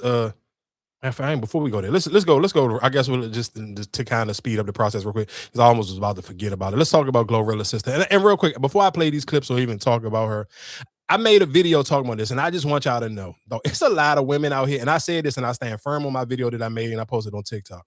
It's a lot of women who just don't love their mothers. Y'all don't like y'all mothers, and this is not me. This is not a hypothetical. I've dealt with enough women, and me and a homegirl of mine, she was arguing with me in the TikTok DM. She's like, "This is your first take I hate." I'm like, you may only hate this take because maybe just deep down inside, you know for a fact that you and your mom had a rocky relationship somewhere. Because if you and your mother love each other, y'all done had a this shit, what I said, it ain't gonna bother you. You can just let it fly and if it don't, what did it say? If it don't apply, let it fly. But for it to hit you some type of way, it's because women aren't raised to really fucking sit here and support everybody else in their family. It's just like it's all for one type of situation. And you can't tell me, dog. I'm a huge Glorilla fan, but I called it out when Glorilla did that sucker shit. She didn't get on Shibuya. This shit, I don't care how y'all feel about her not looking out for her sister, whatever. Glorilla has showed y'all she is a sucker. She do the same sucker shit that niggas will get mad. If it's a man, y'all got mad. Y'all got when Finesse two-time mother called him out about him not looking out for her, and his brother said something, y'all got mad at Finesse two-time, and he called the game out for that. Cause he like, damn, it's cool. All y'all taking up for Glorilla, but none of y'all wasn't taking up for me when it was on the other two. Seen y'all do it to ESTG when it was his sister. He had to come off some bread to his sister so she could get off the internet and shut the fuck up. Men do not listen to what I'm telling you. As little boys, when you think about playing basketball, you're trying to make it to the NBA or the NFL, the first thing in your brain to think about before you even knew what a fancy car was, it was like, damn, I just want to buy my mom a big house. You can live, no, me and Marcus ain't living in the fucking projects. We lived in the hood, but it's not the projects. But in your mind, still as a kid playing basketball, you in the backyard doing your little shit. All you see is, damn, I'm gonna buy my mom a big ass house. That's what little boys is raised, and that's where your brain is. You're not sitting here telling me that Glorilla is Glorilla and she's from Memphis, dog. You could have bought a big house for you and all your 10 other fucking siblings in Memphis. You could have moved out of Memphis and moved them to Nashville. It ain't have to like this. Let's be clear. Let's not make it like Glorilla from fucking New York or fucking Cali or DC, somewhere where it's expensive to live, though. You can go buy a big ass house somewhere in the country in one of these all cities on the outskirts outside of Memphis. If Glorilla parents still live in a fucking shotgun house or any type of shit like that, Glorilla is a fuck nigga. I don't care. Ain't no other way to sit here and dress it up. But most women all think about self. That's why women move out. Y'all think like women bang their chest like, oh, niggas still be living with their parents. And we did. No, y'all move out fast because you hate your fucking mother. You tired of that bitch talking to you crazy. You ready to square up with her. Stop the bullshit, dog. You dumb motherfuckers don't love your moms, bro. And you may love her, but you still want to square up with her. And that's why as soon as you turn 18, you can't wait to get that hot ass pussy popped out. And that's why you get the fuck up out of her crib. It's enough. This shit ain't even up the argument. This is just a fact, and that's why you don't see nothing but women in the job. I don't mean that. No, bitch. Well, NBA niggas get every NBA player, every NFL player do not make $40 million. I had to tell her, and I seen. I was like, I gotta be a fucking furry. I knew you wasn't just a regular nigga. I went to his page. I'm like, okay, because I'm a fairy. Like, what nigga? Every NFL player don't make $40 million. I grew up watching basketball players. Them niggas wasn't even getting paid millions of dollars, and them niggas still took their first check and sit here. Every NBA nigga who went broke, you know why they went broke? Because they took care of their family. You know why? Because that is how men are raised since little boys, is to look out for the people that you fucking shot the same blood with and you then lived under the same roof. Women who sit here and think what Glorilla is doing is trifling bitches, and y'all are just raised to be trifling ass bitches. I don't give a fuck. You can't make me fucking move no other way on that situation, because guess what? My whole entire life, if I had some money, guess what Marcus said, man, I'm going to the club. Hey, can I get take it? I never told him no, because this is my fucking blood brother. I don't give a fuck. Only thing we ever argue about shit I got tired of him taking from me is my chain. And that's just because I worried about somebody trying to rob him for it. And that's why when somebody got robbed for one of my chains, he joked and said, hey, see, you always talk about I was going to get robbed, and look at your little man, get his shit. He got robbed for it. That's it. Anything else you get, you know where my money is, take it. That's my brother. What the fuck do I look like being? Man, y'all niggas is crazy. I don't know how y'all raised, but one thing my mother, I may sit here and say some crazy shit on this podcast, but I was raised to love my brothers, dog. Y'all are crazy as shit. It's not, it don't, come on, dog. Y'all crazy as shit, man. I hope a lot of y'all know it's gonna be a nice warm bed in here waiting for some of y'all, because y'all cannot wait to jump out and show y'all character, what type of fuck niggas y'all are. And I mean fuck niggas. I ain't talking about just niggas, because I ain't talking about niggas. I feel like most men don't move like this. This is just some shit that women do. And for niggas who sit here and get on these podcasts and y'all sitting here and thinking this shit is okay, y'all niggas is fuck niggas just like these bitches is. Because ain't no way in hell, man, come on, dog. There's no way you say it's, man, Glorilla out here sucking Brandon Ingram dick and her mother got to go work at FedEx. Y'all crazy as shit. It's no, man, stop. Yeah, Glorilla in the limelight right now. Her sister outed her, basically saying that she didn't do shit for her. I'm gonna give you three perspectives, right? Okay. So I'm gonna give you first. Let's give you Glorilla's perspective, right? Number one, Glorilla is a girl. She went out there on her own. She made a video. It went viral. She took on the world by herself. Did. A young black girl took on the world by herself. Nobody in here knows how much money she has in her bank account. Nobody knows how many people she's paying. Nobody knows what she's doing. And you know who else doesn't know that? Her family. But her family is watching and counting, unlike us who don't care because we don't know her, right? So none of us know that. So Glorilla's out here spending her money, doing what she got to do to eventually get to the point where she has generational wealth to just take time off and not work as hard. That's everybody's goal. God gave Glorilla a gift and she honored it, right? And we're going to celebrate her. And I'm going to say to her, I feel terribly for you. Like, I'm going through something similar now, where family feel like because you rich, we should be rich. Because you got, we should have. Why is your friends getting? That might not be my friend. That might be an employee, or that might just be how the look I need to show, because I have to keep perception about the character, not Gloria. Like, talk to Gloria, but Glorilla has to have certain things around her, certain cars she drives, certain team members. So that's Glorilla's perspective, right? And I hate that she's going through this. My advice to her would be, this is just a part of growing up and growing past people that don't know where you're trying to go. God gave you a mission on your heart, and kudos to you for following that. So now let me give you the sister's perspective. The sister's perspective is that one of us made it. And the way we think, if one of us made it, then all of us should make it, right? Or some of us should make it, right? So the sister thinks, so the sister is at work, right? Let's look at her perspective. She's at work at FedEx, and people like, you ain't Glorilla, sister. Look at you. Like, why you here? Because your parents. So now she has to defend her own honor. So as much as she's wrong right now for what she's doing, she feels right in what she's doing and defending her honor. Now, here's the third perspective I want to give you that's the most fucked up one. The sister's now going to be famous. The sisters now is going to be famous for being Glorilla's sister. She's going to be a character. She's going to be getting interviewed. She's going to get paid. She's going to eventually get her job. And she's going to be a local celebrity. And it's going to be on the back of killing her sister, or at least trying to. And that's the problem. She's going to be famous. She's going to be well-known. She's going to be adversarial to her sister. And to me, that's fucked up. That's black people shit. It is. That's only our culture shit, where I'm going down you to hurt you. That's a poor mentality, and it's fucked up. No, listen to what I'm saying. What he's saying is absolutely correct.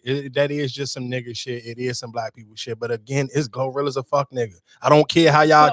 My only thing is how we don't know what she really got though. No, listen to what I'm saying. You ain't really got to have nothing to sit here and move. You don't live there no more. Wherever. Listen to what I'm saying. Listen to what I'm saying. There is a million I'm talking about from the beginning of the time to today. There is a million NBA niggas, NFL niggas. We done talked about them before. I forgot what the Pittsburgh Steelers nigga was that we talked about when his dad, he was like, man, I was going to chill in California. And his mother and father called him and say, hey, you got one more day to be in Cali. You bring your black ass. He paid for this house. And his parents still told him, hey, you got one more day in California. You bring your ass back home. Again, though, that's just something. I don't care how much money you got. Long as if you got enough money to where you don't live in Memphis no more, you should too took your family with you. And the reason why the sister's so pissed, some of y'all may not listen to Glorilla interviews. All the Glorilla earlier interviews was talking about how her and all of them 11 other motherfuckers were struggling together in that house, outside of the ones that was way older than her. You can't sit here and that's why the sister was mad, because she was like, bro, how you using our struggle as a family and telling our story, and every time you get on the interview, you talking about how hard it was to come out of Memphis with all these kids living in one house and we sharing clothes and this and the third, but then you finally make it and you make it out like this. I can't imagine, as whatever parent right now, you listening, imagine you sitting here taking your kid back and forth to AAU and all these other sacrifices you making for your kid to sit here and be able to chase their dreams and play basketball. And then they finally make it to the NBA. Well, shit, fuck it. In this day and age, they finally make it to college and they get some NIL money and they don't look out for the cookout at all. Come on, dog. Me personally, I can't relate to that shit, dog. I'm telling you. When I was start working in Shoe City, when Marcus, maybe, I don't even know if Marcus even had a job at that time. He may have been in school. Though we shared shoes. We don't even wear the same size. This is my fucking brother. There's no way in hell I'm going to send my brother out the house and he can't, if I got something, he can't wear it. What the fuck? I don't go nowhere. I've always been like this. Even when I was outside, I still wasn't outside doing the shit, going out every night. Take it, whatever, wear the shit. I don't give a fuck. Because this is my brother. We got the same mother and father. Are you fucking crazy? We had never, if y'all can look on camera right now, we ain't never been the same size, but we done shared clothes our entire life. You can't sit here and tell me if I can sit here and go hit the lottery tomorrow, I'm just like, all right, deuces. No, what the fuck are we talking about? Like, it just means, come on, dog. It's just some shit to me. It's just who you are as a person and how you was raised. I don't give a fuck. There's no dollar amount that should make you change on how you are with the people that you sit here and like, y'all actually got the same blood. This ain't some, my homegirl. This your blood sister. Y'all look exactly the fuck. Y'all got the same. Before Glorilla changed her face, y'all have the same fucking face. That's how at first when people say like, damn, is this her sister? And you really pay attention. Oh no, they got the same, literally the same exact face. Before Glorilla just did whatever she done to her face, that was Glorilla's old face. Like, come on, man, that shit crazy, dog. Well, what if I've looked out before, but like now, man, it ain't no looking out before, because if y'all got a dog, if we got. Again, I'm just using sports because sports is the easiest thing to fucking use. When Kevin Durant brother living. Y'all know Kevin Durant. Y'all know his brother. Everybody in the DMV know his brother. Guess where his brother lived? With his fucking brother. That's why? Because that's his blood brother. Who lived it on that Netflix show? Who was on that motherfucker all day long? His mother. What the fuck are we talking about? Though Kevin Durant is grown. He almost 40 years old. His mother still lived there. His brother still lived it. Nobody's judging him, looking at him like he's crazy. You know why? Because that's his fucking blood. What are we talking about? Like, but niggas you only giving her an excuse because she's a bitch. And that's shit that bitches do. Niggas ain't looking at Kevin Durant like, damn, you too grown for your fucking mother. Nobody will never say that. Cut the Netflix starting five when Kevin Durant mother's all over that goddamn nobody to bat a fucking eye at that. You know why? Because, nigga, that's why not? He don't got no kids. He don't got no fucking wife. It makes sense. Like, what are we talking about? Niggas giving Glorilla too many fucking excuses. Glorilla ain't nothing but one bad album away going back to fucking Memphis, and you gonna have to deal with them 11 motherfuckers when they on your ass again. You can't, man. All right. Don't worry about it, Glorilla. God don't like ugly, my nigga. You already on two with that new shit you put out. You better keep on motherfucking Yes Daddy to Brandon Ingram, because it's gonna be a long time back in Memphis for you. Because them bitches that you left back there, they feel some type of way.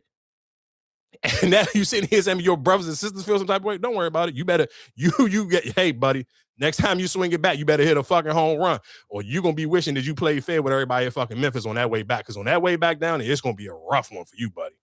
Have they put out any music? The other girls?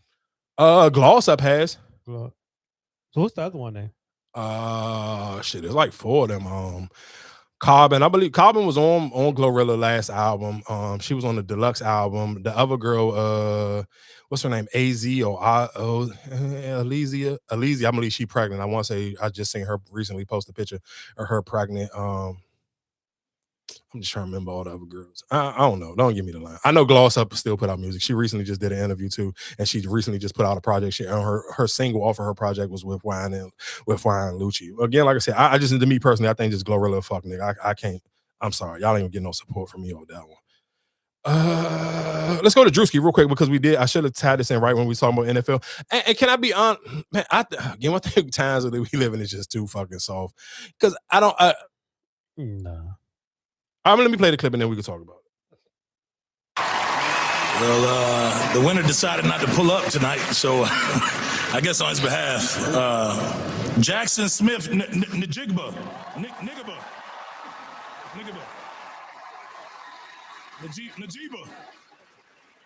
and Jigba, JSN. Man, so again, I mean, of course, and people was upset because, and the crazy thing is when niggas got call you by, and you got a name like that, everybody call him JSN because that's the easy way out because it's hard to pronounce the last name. And it's Drewski. Like he trying to make a joke of it. I don't necessarily know he knew that he added that part to his last name because that was he's showing love to his grandfather. You think Drewski knew that? I didn't know that. I didn't know that until I seen Jamel Hill sit here and say that Drewski should apologize for this. And I'm like, how many people actually knew this information? Again, he played for the Seahawks. The Seahawks is not some national team that everybody talk about every weekend. Anytime I've heard, even time I've seen a Seahawks game or I've seen a highlight of him, I've heard everybody just call him JSN. And that's the messed up part because that's the easy way out. Niggas don't even try to pronounce his last name. That's the fucked up part about it. You can't be mad at a fucking. This is not his job. He is not a fucking NFL broadcaster. He's not going to know his name, dog. And you listen to him say, I watch how many people kept stumbling over sitting here couldn't say Victor Wembanyama for a long ass time. So niggas just called him Wemby. How many niggas couldn't say the Giannis Antetokounmpo? They called the nigga the Greek freak. So what's worse, me making a joke about a nigga name or y'all giving these niggas bullshit nicknames because you can't say their last name? No, but I think it's the moment because now it's just like, damn, I just won Rookie of the Year or whatever, and now all we talking about is how Drewski messed up the name or he called me my nigga or whatever the case may be. I think like that's that. No, but Marcus, that's what I'm saying. White people call him JSN because they can't, because they don't want to say the last name because it sounds too close to what? Nigga. But that's my thing. But you, that's that moment. Just like you say, oh, Drake May he ain't gonna never be in the Super Bowl ever again. So it's just like that one moment, like, damn, now we just sitting here with somebody making fun of my name. Like that's what I'm saying. Like I feel it. Like I understand why people will be upset about it. I get it if this was like, you know what I'm saying, something like you was something like you was calling him to the front, but like this is a moment. You messed up my Rookie of the Year award. Oh my God. You gotta read the room. Like that's what I'm saying. It's a time and a place for everything. Like, why would you think that would be okay? Why would you think that shit was funny to me? I ain't gonna lie. Because I know how many people can't say that last name, dog. And that's the fucked up part. That's the shit that's probably making me mad. Cool, but what's maybe even corrected you? Barry Sanders corrected you, and you still like, you know what I'm saying? Like, come on. Because I'm a fucking comedian, dog. No, it's time and place. So it wasn't a time and a place when I made fun of the fucking church. It wasn't a time and a place when I made fun of that. It wasn't a time and a place when I made fun of the fucking white people doing the NASCAR shit. But now it's a time and a place because that was yours. Yeah, that was your stuff. You came on the NFL hosting it, and you. But guess what? Listen to what I'm saying. We wouldn't have seen this if they ain't put the same place where I seen the Christian shit, the same place I seen the NASCAR shit is on social media. That's none of us watch this shit in real time. We all seen it on the fucking social media clip. Yeah, like I said, that's fucked up. It's fucked up that y'all giving these niggas nicknames. No, what's fucked up is y'all call Giannis the Greek freak. Y'all call the Joker the fucking Joker. You call Wemby because y'all can't say these niggas' last name, but you mad at a fucking comedian. Yeah, but you not. When I'm sitting there announcing your award, I'm not going to say, oh, the Greek freak. You know, just say y'all. You know, they not gonna say Giannis. They're gonna say his name when you announce that award. Yeah, they're gonna say it now because the nigga been in the league for 11 years, so now everybody know how to say Antetokounmpo. But for the first fucking year or 2 years, they just calling the nigga the Greek freak. Time and place. I get it if this was a skit for you, whatever the case may be. It wasn't. Man, that shit is some bullshit, man. Hey, Drewski, hey dog, I take it up for you on this one, Drewski. I ain't going to sit here and be mad at the comedian who can't pronounce his nigga last name. And I done watched y'all niggas give all these other niggas these crazy last nicknames because y'all couldn't say their last name. So hey, what's the easiest way out? Question you: if it was Matt Rife, it'd been okay. If it was Matt Rife doing what? Doing this because he a comedian. You can't say he can't call him a nigga. Hell no. But that's what I'm saying. But you now y'all being ridiculous. Call him a nigga. He said nigga, but it's not funny. No. But that's not funny, right? Yes, because he's white. That's all right. But that's what I'm saying. You can't give him a pass for him saying it because he's black. But then if the white man did it, it's a problem. Duh, because you playing around with the word nigga. Of course, it's gonna give you a problem. It ain't right at all. That's some bullshit. But why, real quick, because I did bring up Giannis, because I seen something and I honestly, sometimes I see certain things I honestly don't know, be knowing what's going on. So I seen people kind of mad, and I seen, because the original video I seen of somebody, I seen somebody make a video and say Donald Sterling will be rolling around, not Donald Sterling, what's the old NBA commissioner name? It ain't David Stern. David Stern. They were saying that David Stern will be rolling around in his grave, and they had a picture of like whatever the little message that this gambling company put out, and I didn't listen to what I'm saying. I didn't know neither. So that's why. So when I first seen, I swear to God, I thought the same thing. So when I first seen it, I didn't pay it no attention. So I am gonna play this clip and allow this dude to break it down what actually Giannis is in bed with, because I realistically I didn't know neither. When I first seen it, when I seen another dude make the video, I'm like, what the fuck are you talking about? What would he be rolling in his grave for about this? So I didn't know what this was about, or didn't pay no attention. And then when I even originally seen that little poster, I didn't know what it was. I'm with you. I thought it was like some healthcare or some other type shit. I didn't know it had nothing to do with gambling. And then I literally just seen Quavo sitting here doing a commercial for the junk during the Super Bowl.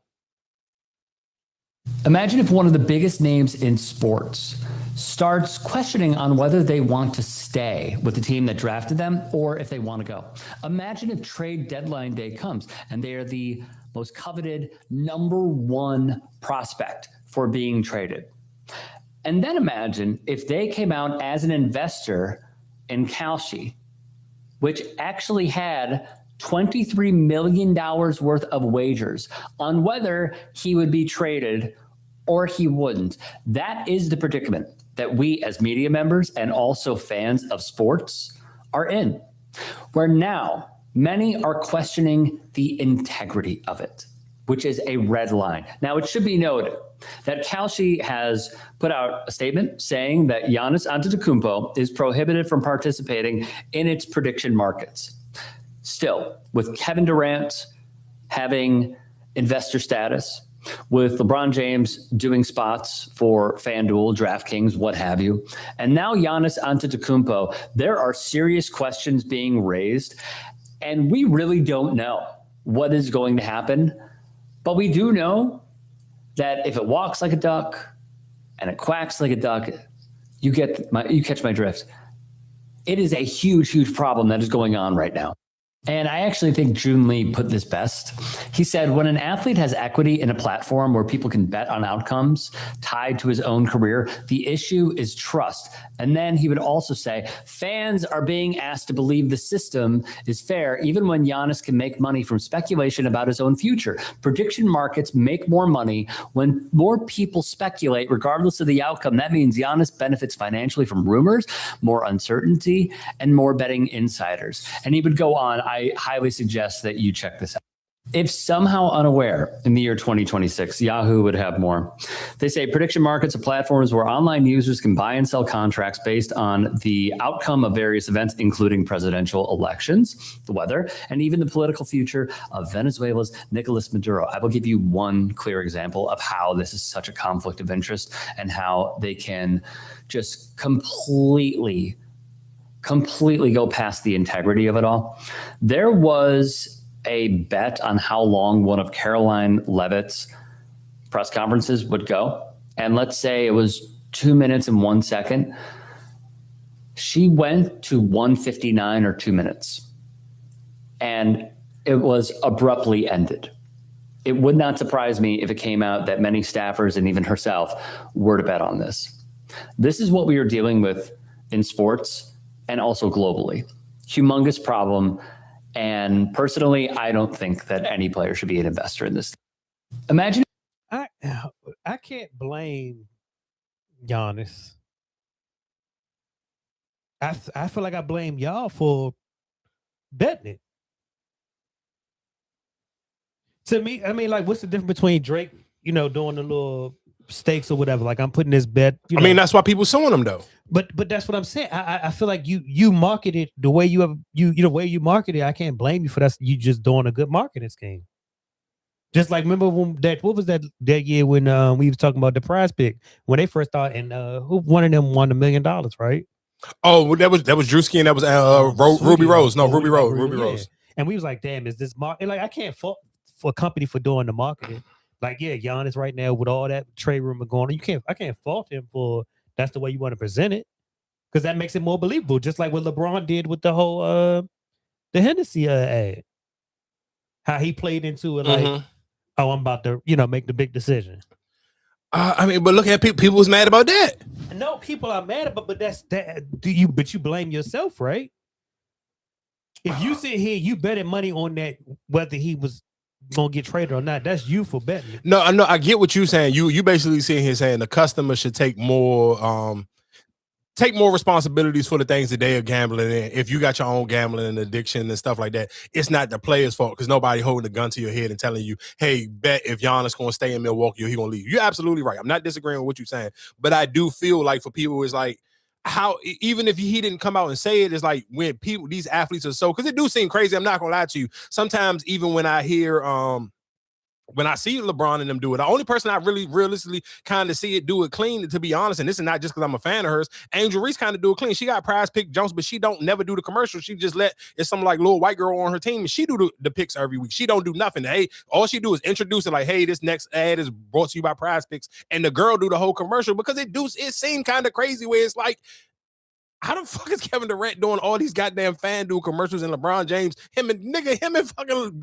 Kevin Hart, every time you cut on the TV, I don't care if it's NBA or NFL, whatever it is, you see Kevin Hart and LeBron James doing a DraftKings commercial. That shit do seem crazy. And people probably only reason why it's not more an outrage about it because it's Kevin Durant and because it's LeBron James. And that's a fact because that's why Angel Reese don't do her own Jones, because people would drag her first before they'll drag LeBron or Kevin Durant, especially LeBron James, because he's LeBron James. But you cannot tell me as a person with just us, if you got a sense of common sense, you're not telling me not one time you never seen these Kevin Hart and LeBron James DraftKings commercials and be like, what the fuck is going on? Then that's what I ask. If I don't use an athlete, who else can I use to get you to bet on sports? I mean, that's what, you know what I'm saying? Like, that's when I'm advertising it.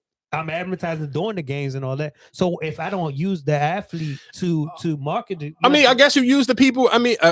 Some people may even feel a way if you use, and I guess sports.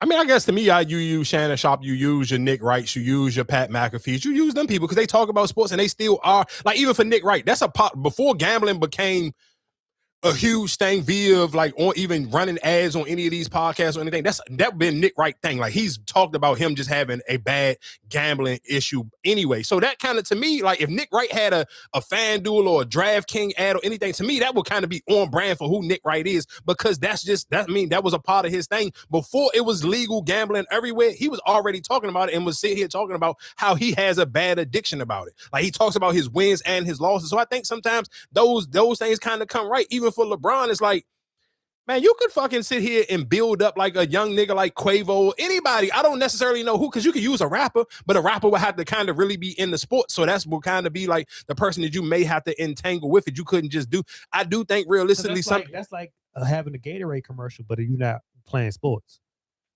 Like, that's what I'm saying. Who I'm selling to, or I'm trying to get to people, like, I got to use the athletes. I mean, even with the Gatorade, you could. Of course, that's Gatorade because it's sports. But I think for gambling, like, you could use a regular person. But we be talking sports gambling. That's why I'm saying. But that don't mean nothing. But guess what? But listen to what I'm saying. The most popular people, just even perfect example, when people buy people's Discord, or when people got Discord and they selling their picks, it ain't from an athlete. It's from a regular person. The most part, when you talk about people who are really into gambling and niggas who be selling their picks or people be following people just for their picks, these is regular niggas who this is what they do for a living.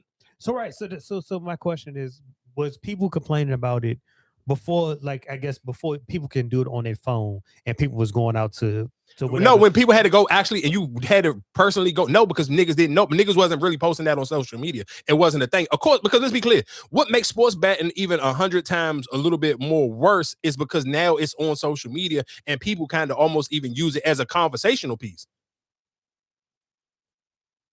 Again, the conversation isn't as loud as it used to be because I feel like a lot of people, niggas that lost money, people that kind of got off of it or figure like, man, I ain't never won shit or the most I ever won, and they stop. And the people who really keep doing it now are the people who actually still be winning. So those people probably don't give a fuck who doing the commercials because those ain't the people who betting no more. But again, it do seem a little bit crazy. Like, think about how crazy that is that Kevin Hart and fucking LeBron James, literally every time you come, even if you on YouTube, every time you see it is Kevin Hart and fucking LeBron James. So I mean that is just something to think about. Like again, like I said, I didn't know that situation originally was a gambling joint with Giannis. But again, like I said, that's just something to kind of pay attention to. But I guess because I mentioned this story a little bit earlier, so I do kind of want to revisit this story. It is a crazy story coming out of Chicago, and it just sounds like a crazy story that will only come out of Chicago in the first place. On occasions, there were multiple shooters who fired dozens of shots, perhaps more than 50. Remarkably, all of those bullets missed a baby who was sitting in the car that was targeted. Investigators remained at the scene well after nightfall at this corner littered with shell casings, where somehow a baby in this bullet-riddled car emerged unscathed. What's the purpose of shooting at a car when you know there's a child in the car? That doesn't make any sense. Yeah, it could be a lot of other people who's lost their life here today. Kirk Bell is the godfather of 26-year-old Gabrielle Ayers, who relatives identify as the woman who was shot and killed in her white Chevy sedan around 1:30 p.m. at 79th and May Street, her car then crashing into a van. This here is unbelievable. This young lady was a beautiful young lady with a beautiful child, and life just cut short. For what? Ayers' boyfriend in the car also shot multiple times, but her 13-month-old baby daughter, who was sitting in the back, escaped unhurt. It's a miracle that baby was not shot. It's a miracle. St. Sabina Church is around the block from where the gunfire erupted, and the church's food pantry is on that corner. People inside hiding in a back room, and after the gunfire, emerged to help the victims. So they saw, the young man and the woman shot up in the car as they were trying to get the baby out. But they gave the baby immediately to the police, and the policewoman took it in her car and was holding it. They need to clean this city up. They need to. This gangs and the shooting and the killing is just unbelievable. Gabrielle Ayers' mother tells me her daughter worked as a hairstylist and was training to be a letter carrier. Police have not offered a motive for the shooting. Again, like I said, I mean, the crazy thing is with this story, because of course there is people, it's people who actually live it. The dude, even when you see the original video or you hear the original video of just like this shooting, it was like, man, that shit was like something off of a movie, dog. The first time I saw it, I just seen somebody post it, and I was like, who the fuck is just sitting there through this? And I'm like, damn. And then when I actually started hearing and seeing the little stories behind it, I'm like, oh shit, that's what it was? Yeah, so, and again, like I said, for one, rest in peace to this young lady, but at the same time, I said this a million times, and I feel like I'll stand firm on these type of accidents. If you didn't actually see this video, I'll paint a little bit of picture for you, because I thought I sent the clip, but I don't even want people to have to listen to this. But it was a dude, I guess, work in his work vehicle, and he at the light. And he literally recording this whole joint. Is 3 niggas. It's realistically it's only 2, because the third nigga in the car really ain't real. He act like he was scared as shit. But they get out of the car with Draco, skinny ass bony niggas, and they can barely hold the gun. Or they get out in the middle of the street, ski mask all black on, getting out in the middle of the street and chase this car down and shoot it up. Get in their car, pull beside the car, and start shooting at the joint again. Listen to what I'm telling you. Again, rest in peace to this young lady. I don't mean this by no rude or no disrespect. People don't do this shit shit like this to innocent people. I get it. People gonna get on the news and you're gonna speak highly of your family members or whatever the case may be. And I'm not sitting here saying that the girl had something to do with it, but I did see a video and I would have played it. The nigga, I hate when y'all put music behind y'all shit. If you, whatever you saying, I don't care if you creating content or whatever. Dog, y'all don't have to put music behind this shit. Because I'm telling you, your shit could do, if you, whatever you saying, and if it's important, it's gonna do numbers without the music behind it. I just hate that shit. Is my biggest pet peeve about social media, when people feel like they got to put music behind everything. But anyway, so the dude was like, the nigga and the girl was kind of taunting their ops and sitting here showing where they was at. So again, like I said, I don't know what's true. I don't live in Chicago, so I only can go off of the information that's floating around on the internet. But so for somebody to sit here and say that, and they showed a screenshot of both of them posting when they was up at that light or in that area they was in, you can't play them type of games and you got a fucking baby in the car. Again, thank God that the baby didn't get hit, because them niggas got, I'm talking about, they was letting off endless. Listen what the news report said. It was over 50 shots right there. But again, like I said, that type of stuff don't happen to just regular innocent people. Again, like I said, rest in peace to that young lady. But sometimes you can't, like, I get it. I understand when people, family members, but it's just something like you kind of got to pay attention. In the hospital, right? I guess. That shit was crazy though. Like, nigga, the way they got out that car, I'm talking, this was in broad daylight, man. That shit is so scary, though. That's why I keep my black ass in the house. And you got to just pay attention to the type of energy you putting out in the world and what you got going on to people. Man, that shit gets scary. Let's go to Nike real quick, because Nike is crazy. This shit is crazy. Equal Employment Opportunity Commission has announced it has filed a subpoena against footwear giant Nike. The court order is part of an investigation into allegations of systemic race discrimination against white workers. The federal agency has subpoenaed information regarding the Beaverton-based company's DEI program, as well as hiring, promotion, and layoff data dating back to 2018. And this comes as President Trump has pushed the Department of Justice to investigate DEI programs for private companies. My little boy, I ain't gonna lie to you. If I was Nike, I would just say, hey, dumbass, look at this. I'm rolling out this Caitlin Clark shit that nobody's fucking buying, and I'm trying to sell your. Why? How am I discrediting white people, and I'm sitting here trying to get this fucking little white girl her own signature shoe, and I ain't never gave nobody else a fucking signature shoe was outside of Kim Kardashian. The fuck are we talking about? If that was Nike, that's all. This is my response to you. Hey, here goes Caitlin Clark shoe line and clothing line. The fuck y'all, man, get the fuck out of my face, dog. Man, Donald Trump is a crazy nigga, dog. He on some other type of wild nigga shit, like, bro, he is different for real. I ain't gonna lie, this little 50 Cent DoorDash shit was kind of OC. It's come to my attention that everyone's calling me a troll. Some have said even the king of trolls. First of all, I'm flattered, but I'm done with all that. I would never do a deal with DoorDash. You quite literally deliver beef when millions of people are watching. I mean, who would do something like that? Delivering quality beef, it's more of an art than science.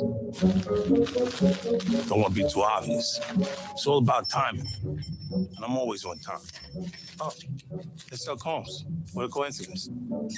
No matter what kind of beef you have going on this weekend, remember DoorDash delivers. And you know what goes great with beef? A bottle of this beautiful Branson cognac, aged 4 years or 50 months. Who's keeping count?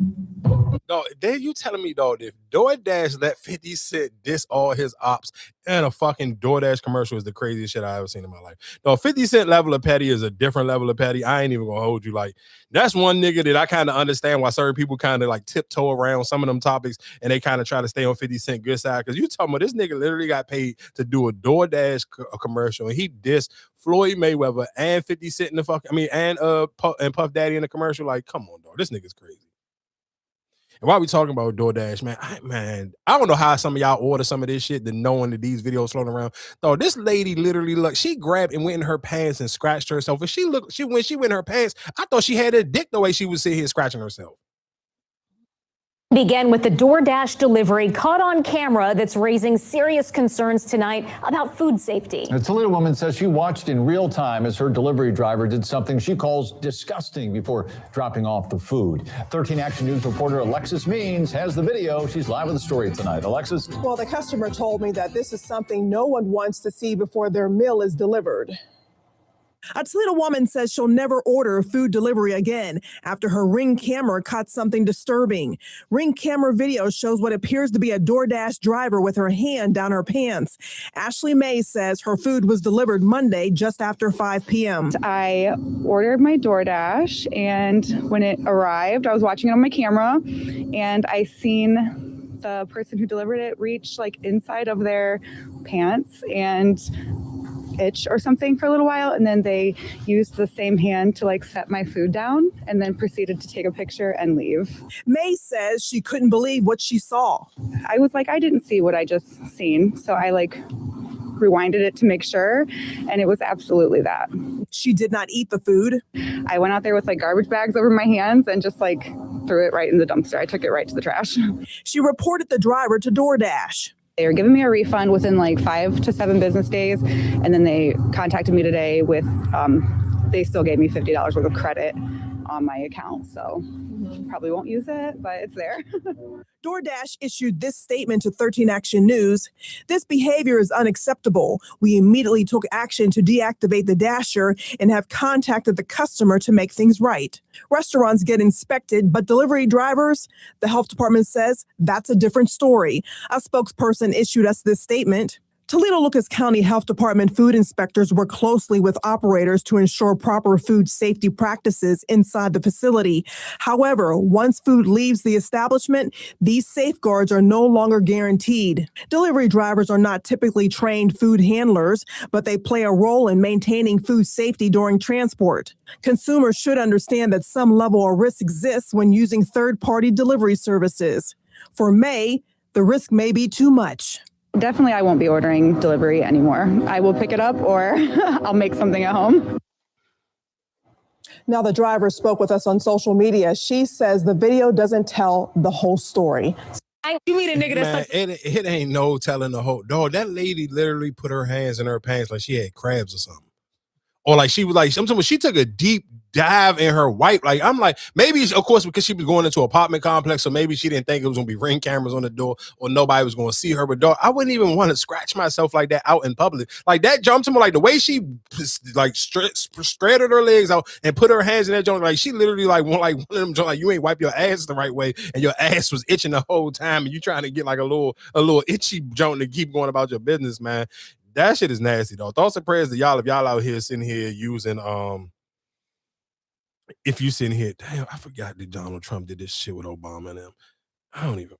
All right, but before I get in, I guess I can slow walk myself into there. So real quick, I'll give you a little backstory and then I'll play this clip of this lady. So, and I didn't even understand why people was doing this originally. So of course, I seen it on Threads, and this was maybe, what was this, last weekend, I guess, when Melania Trump's movie was coming out. So people was like, and I kept saying, I was wondering, like, why do people just randomly sit here and say, hey, we just for shits and giggles, we should make Michelle Obama's Becoming on Netflix go #1. So, I mean, of course, it's cool, whatever case. I'm down with it because, I mean, it ain't going to hurt nobody. And I think realistically, even if you hear my voice right now and if you didn't know that Michelle Obama had a documentary on Netflix, you can go on Netflix and watch it. It is called Becoming, and that is after her book. And I mean, even if you don't really want to watch it yourself, you could just kind of do one of my things that I do sometimes at nighttime just to kind of run up Black people's numbers on Netflix. Just cut it on before you go to sleep and just let it play.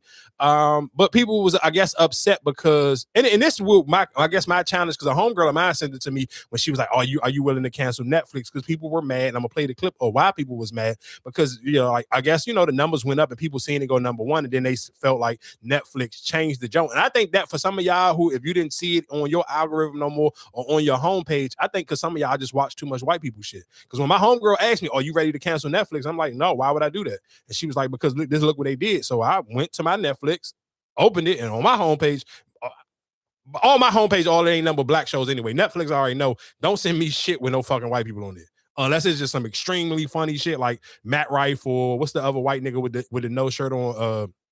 And I ain't talking about this show because I mean it's Black History Month, but what's his nigga, Brett Chrysler, whatever the fat white nigga, he do all the comedy shit without no shirt on. Netflix don't offer me no shit like that. So when my homegirl sent it, I screenshotted my Netflix joint, and Michelle Obama shit was still right there.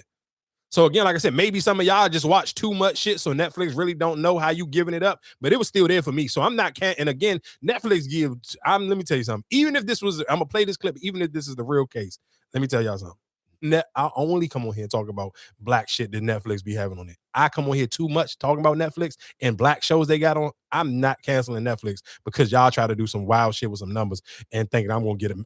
This shit came out in 2020. Why the fuck would I cancel my Netflix fucking subscription for some shit that came out in 2020 because y'all wanted to do some shit to go against it? I don't care. I'm cool with supporting it, but I'm not canceling my shit because on some of y'all's platform, on some of y'all Netflix shit, they changed it. Man, y'all can kiss my ass.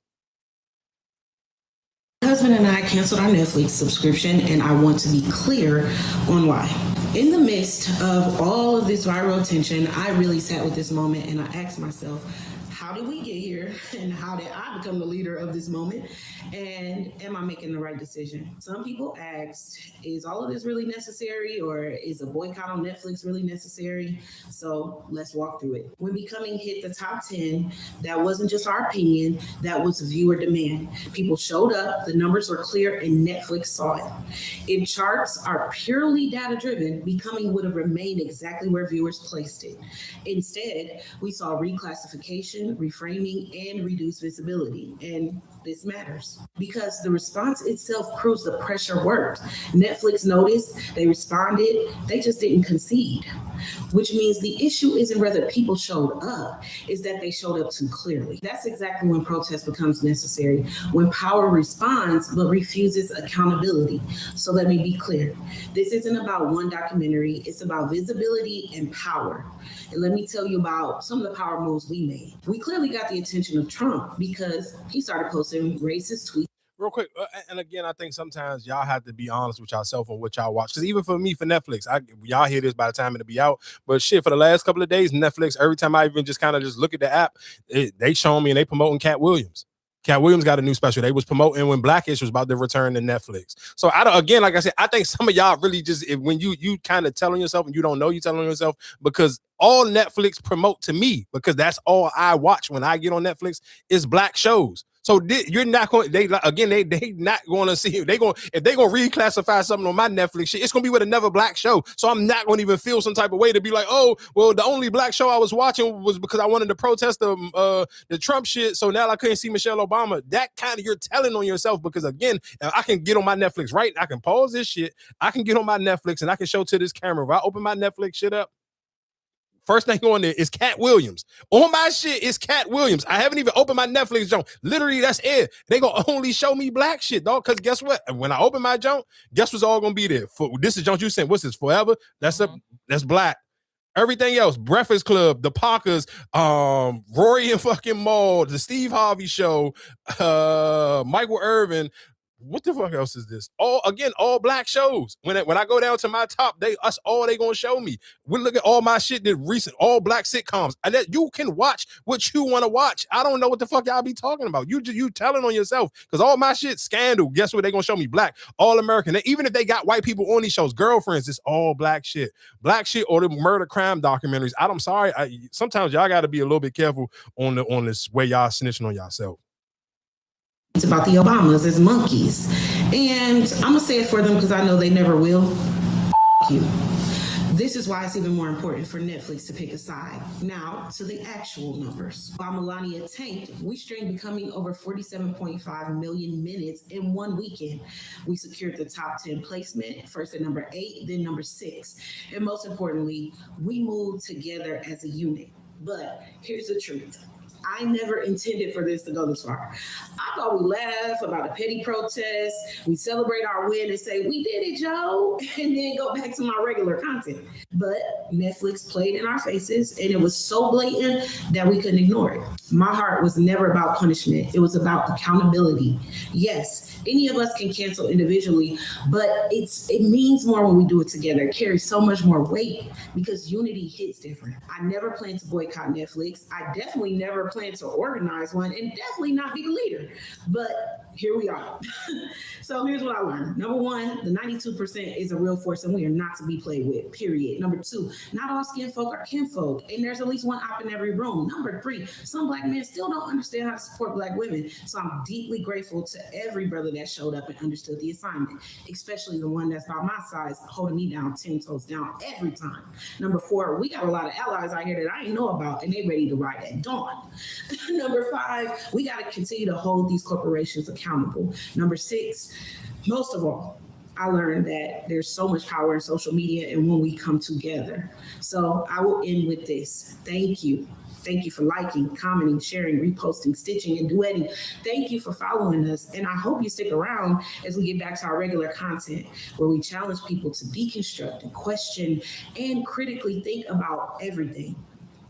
Yeah, again, like I said, I'm cool on that one. Again, like I said, if you haven't seen the Michelle Obama journal, if you haven't read the book and you just want to get on Netflix and actually watch the documentary, it did come out in 2020. Michelle Obama's Becoming is on Netflix. So again, like I said, you can watch that on Netflix. But I guess tying that into Trump doing Trump shit. Oh my word. I am a registered Republican. My dad was the president of American Pipeliners Association, so I came by it rather naturally. Voted for the president, supported him, but I really want to apologize.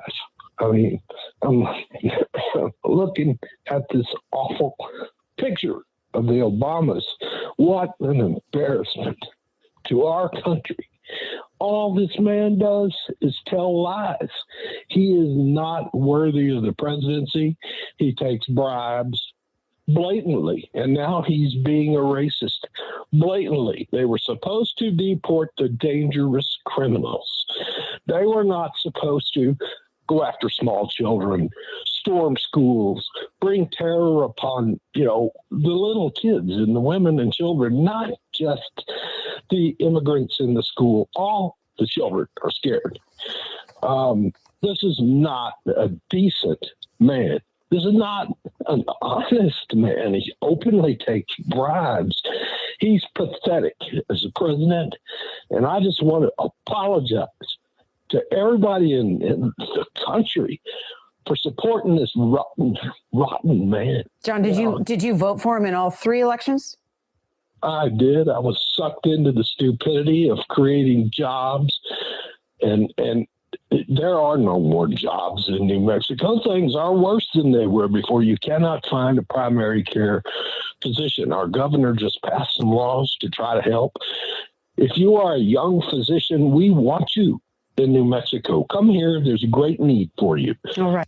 Again, so I mean, for people who don't know, maybe if you was living under a rock, I'm sure this was one of the largest conversations in the middle of the week last week, and that was when Donald Trump posted pictures of Michelle Obama and Barack Obama's heads on monkey bodies, and he was playing, I want to say, something off the Lion King or one of them stupid ass fucking cartoon jungle songs or some shit like that. Again, and so of course some people who voted for Donald Trump felt some type of way, and they were calling him out like, I can't believe that I voted for this racist. Because I mean, of course, for people, I mean, unless you live and you don't know any sort of type of history, that I mean, of course, that is a racist trope that white people call black people monkeys. So I mean, that was kind of like, nigga, this was on his Twitter page. This came off of his Truth Social. This, like, he tried to make it seem like somebody else posted it and they running his zone. Like, nigga, you like that? Come on, dog. Like, again, that's somebody pissing on you, sitting here trying to tell you that it's fucking champagne. Like, dog, this nigga literally just even after the Super Bowl, I guess that was somebody else who wrote that long ass paragraph about how disappointed you are in the NFL for letting Bad Bunny perform. Like, man, Donald Trump just be on bullshit. He be racist. And then I mean, and I hate the fact that people sitting here acting like that they just finding out that he was a racist and they shouldn't have voted for him all them other times. Like, bro, this.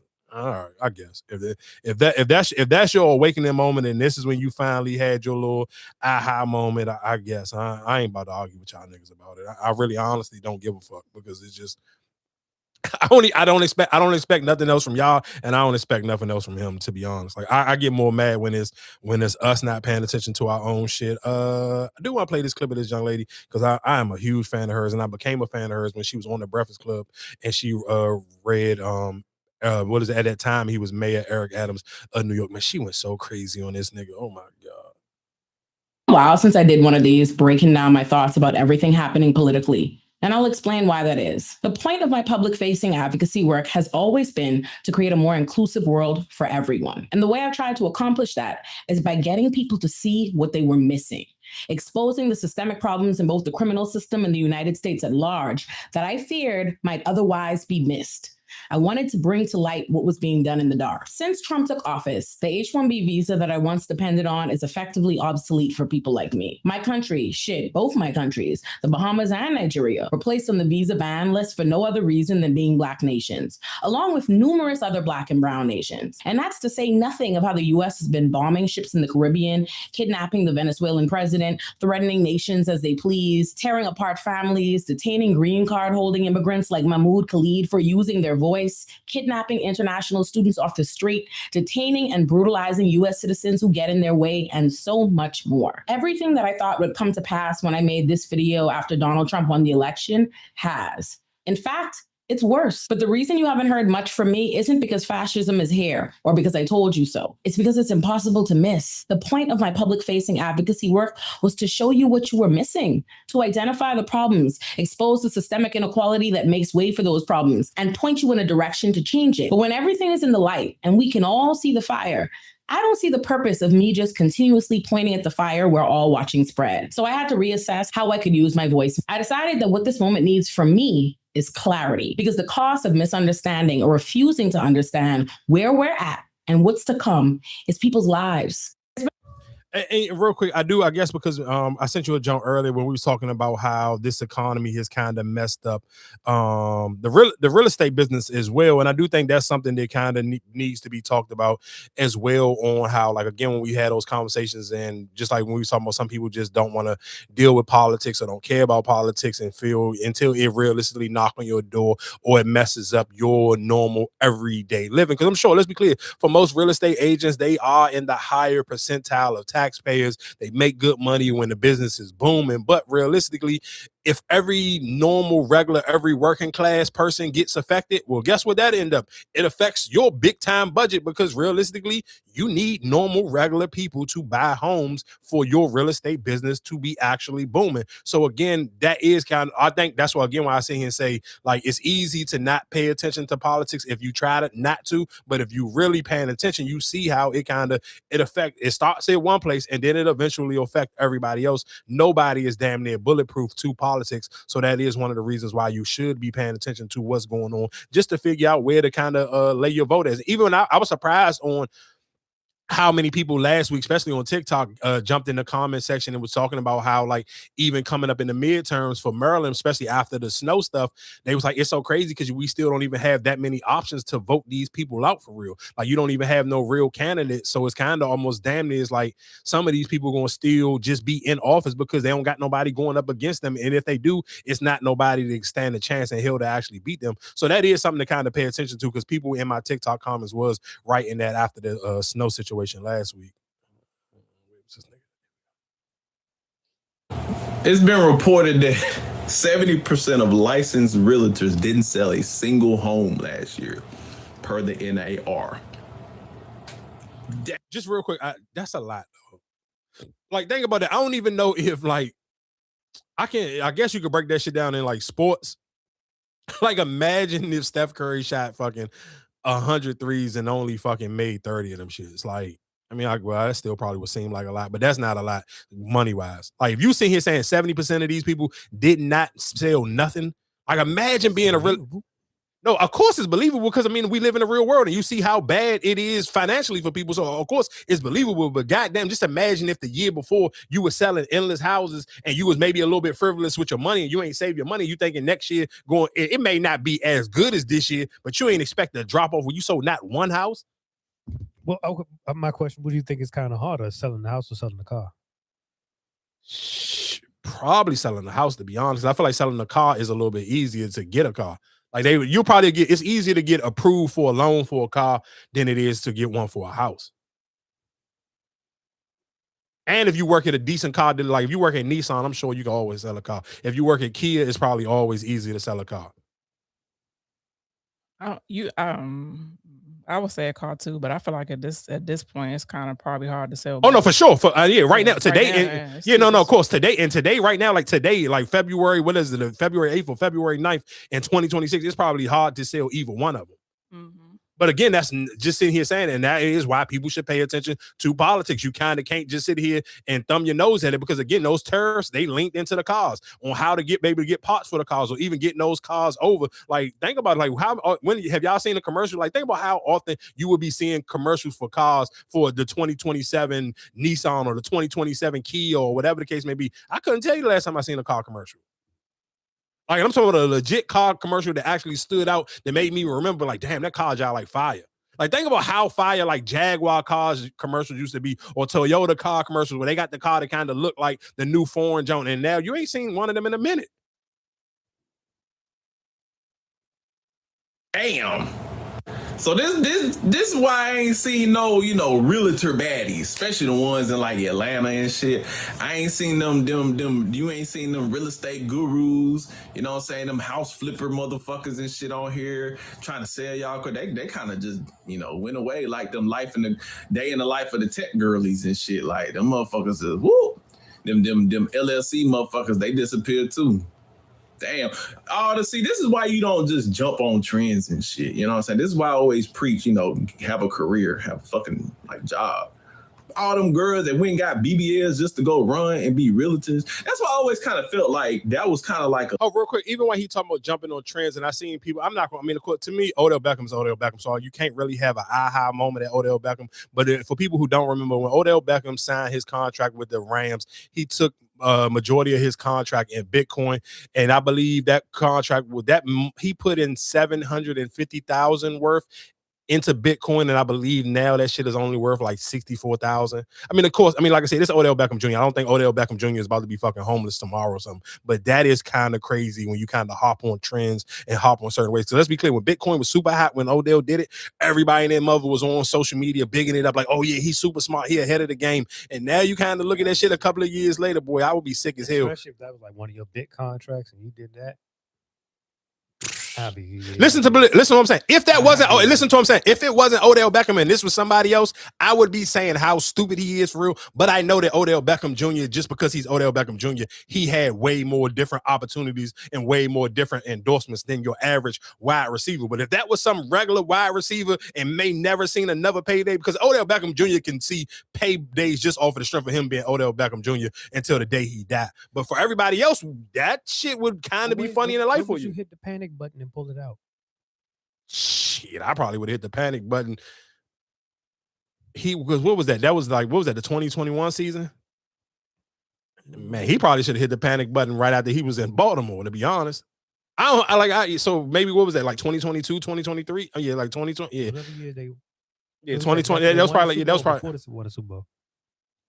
He got it before they won the Super Bowl, I think. Oh no, because he got there right in the middle of the season. So he got it after the Super Bowl.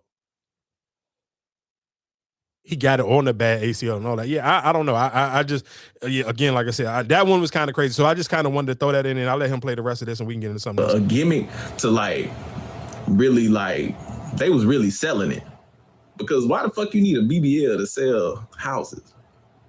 I feel like that was the way. Now all them real estate baddies are just funneling, to OF. That's funny. At least what was that TV show in California where them people? He just almost about bullshit. But real quick, I guess because we didn't talk, I feel like the episode close to the end, and we haven't talked about J. Cole. Again, shout out to J. Cole. One reason why shout out to J. Cole for actually printing up hard copy CDs and actually getting in the streets and touching his fans. I don't care how you feel about the music or what your thoughts is on the album. You have to show a lot of respect for J. Cole putting in work that you won't see. He gonna show it to you on social media, but there's no social media analytics behind what J. Cole is doing right now. He is going back into, let me put in the groundwork and actually just allow my fans to be able to feel me and allow me to kind of get off of the algorithm. And when I say get off the algorithm, I'm not chasing, let me have the #1 album on Billboard. I'm not chasing whatever the case may be. I'm trying to build up a real community with my fans and build up a real experiences for my fans. For him to dog, I'm in North Carolina. It's the weekend. It's North Carolina versus Duke. I'm about to pull up. I'm about to be right here, whatever the case may be. Pull up on me. I got these CDs. I'm selling these CDs. I just think that shit is fire to me, because I'm old enough to just remember selling burnt CDs, passing out CDs, just like that shit is just it, man. again, I feel sorry for people who never got to experience some of those things because it's just like, I mean, and of course, and he J. Cole, so nobody never going to drop that CD, but it's just even just that hustle of like, I just printed up 5,000 or however many CDs and you just passing them out and you hoping people going to get in the car and play your CDs. Like just that. No, of course, no, that's what I'm saying. Of course, he J. Cole was completely different for him than it is for the average person just pulling up the people and trying to get your music heard. But he's doing something that it's not on the internet no more. Like the internet can't, what J. Cole got going on right now, it don't matter what the internet is saying. The internet can't dictate what he got going on right now. He's building a real community with his real actual fans from where he's from. And again, going back to that original conversation when I sit here and cut the mic on, I was talking about the Wizards on how we feel regional music and regional sports. He went up to a regional sports event in his regional area and he put on for his people in his actual region. It don't matter what you weird niggas on the internet say, because you ain't from North Carolina, you don't live here, you can't even pull up on me because you don't live nowhere near here.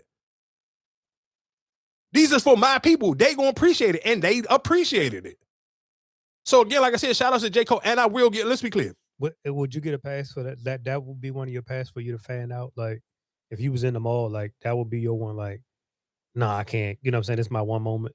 I seen I seen a barber stop cutting niggas' hair because J. Cole was in the mall. He wanted to get a CD from him. I'm not mad. Like, again, if you are a fan of that person, I can't be mad at you for that. Like I can't sit here. I don't want to police nobody for fanning out on somebody who you really actually a fan of. Especially, I'm sure like people's connection to J. Cole is from. I feel like it's more personal because a lot of them connected to him when they was going to school or they was just graduating from high school, and this was somebody they grew up on. Because I couldn't sit here and say if I got a chance to meet fucking Jeezy, like Prime Jeezy or Prime Lil Wayne, I couldn't sit here and say I wouldn't fan out over them niggas at that time. I'm too old now, but you talking when them niggas was in their prime and I'm just outside, like I probably would have. And J. Cole to me is just as a human, he's not a character, so he don't have to live up to something. So because I feel like realistically, like meeting Wayne and Jeezy, them niggas may let you down because these niggas may not be who they portraying themselves as in the song. But I feel like J. Cole is such a vulnerable person in his music, and his music don't have no real macho bravado to it. He ain't gonna never let you down because he just a regular nigga, even on the music.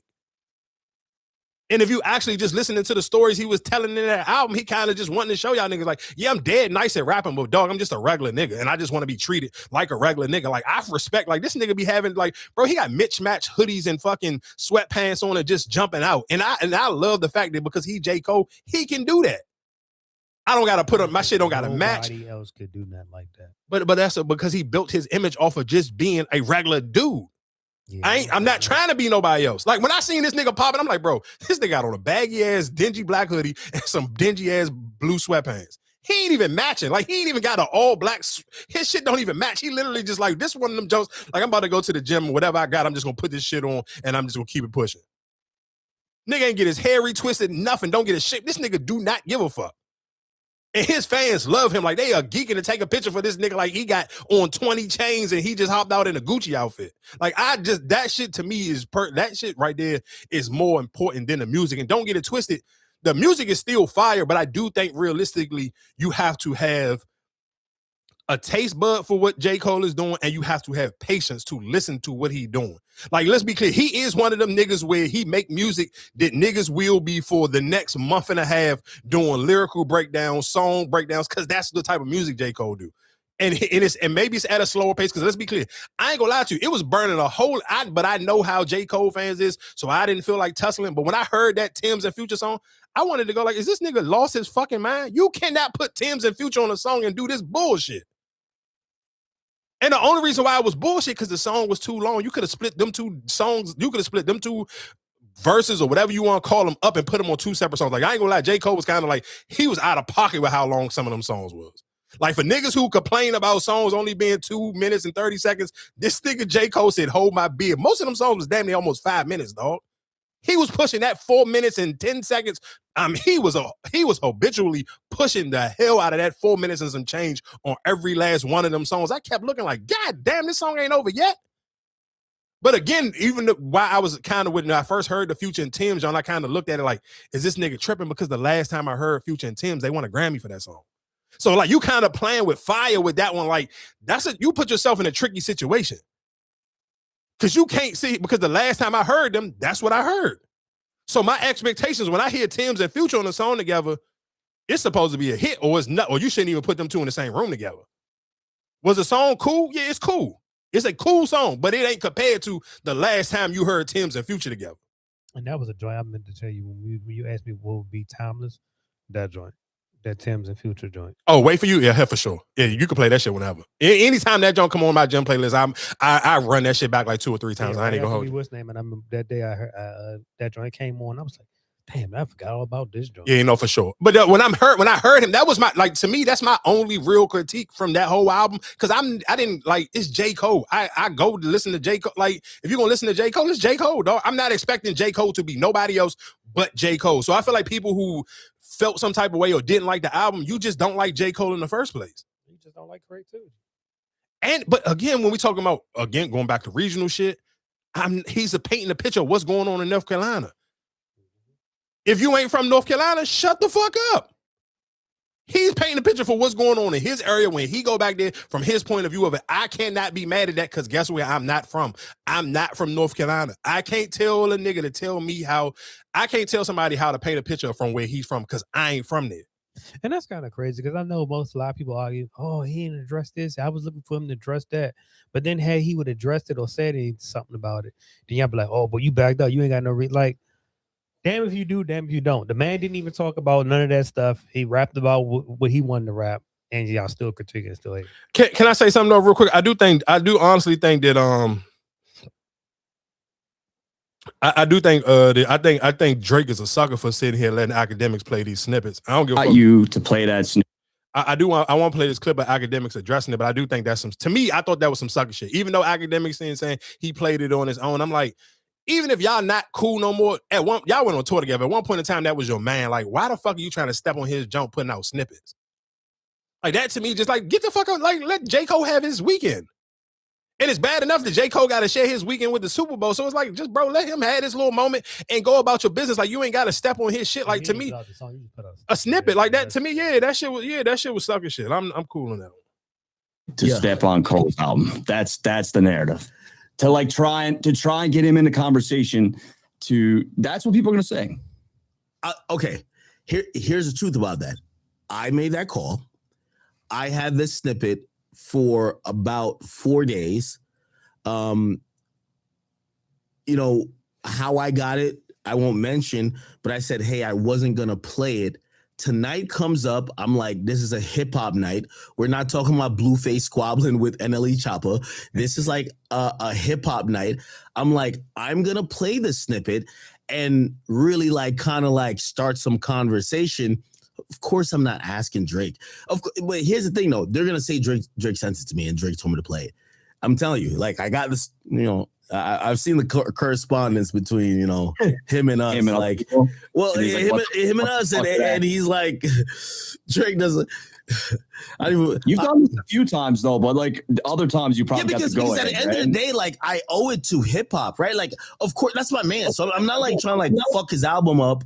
And one thing I've learned about Drake, I remember with the he had a song I believe with Roddy Ricch, and because the thing got leaked, he didn't put it out. He was vehemently I'm not putting that song out. There's a song with him and Roddy Ricch.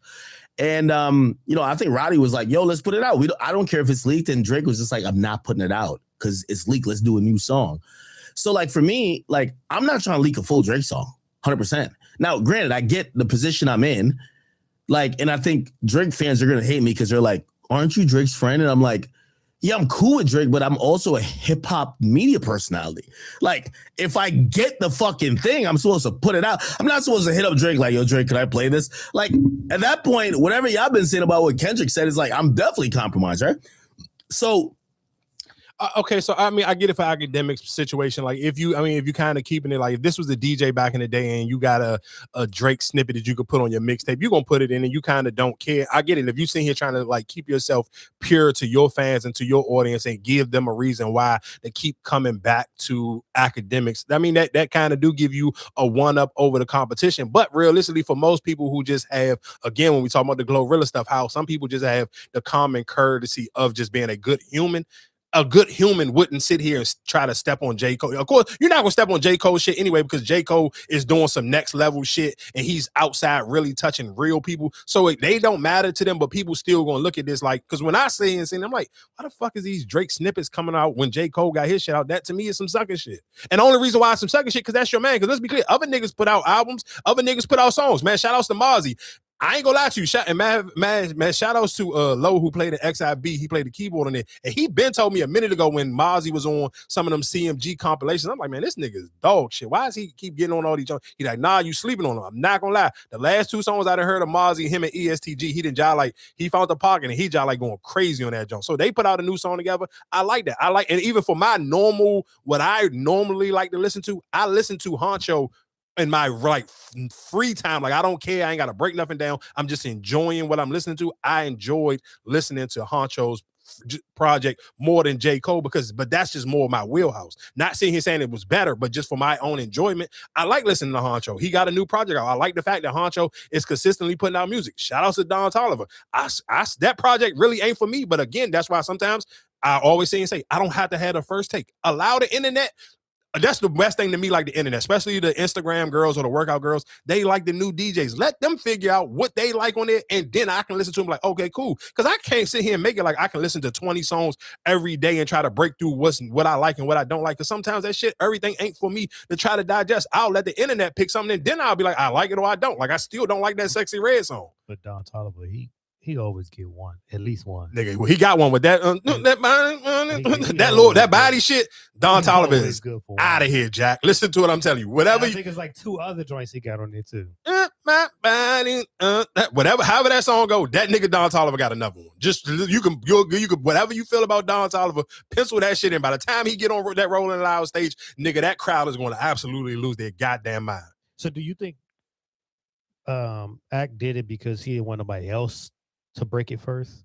I don't think nobody else got it. I think he probably the only person who got it. And I think realistically, maybe he not. Then that's why I'd be like, yeah, that's like that's intentional. No, what he did it on purpose, because you said you had it 4 days before that. You could have put it out 4 days ago then. Why wait until J. Cole Day to try to put it out? Again, like I said. Yeah, see, that's why I was just like, is it because it got put out that at that time and you hurried up and try to what's the name? But if you saying he had it 4 days beforehand, or not, yeah, that definitely. Yeah, you could have just put it. You could have just put it out 4 days before that. I do, real quick before we get out of here. I do want to play some. Oh my God, man, it was this junk. Oh, we got to talk about Brittany Renner real quick. Brittany Renner's out of fucking pocket, dog. Oh my God, Brittany Renner, you're crazy. God, please guide our. I want to add. Listen to what I'm saying. I said this before. I don't play with nobody's religion. I don't have a heaven or a hell to put nobody in.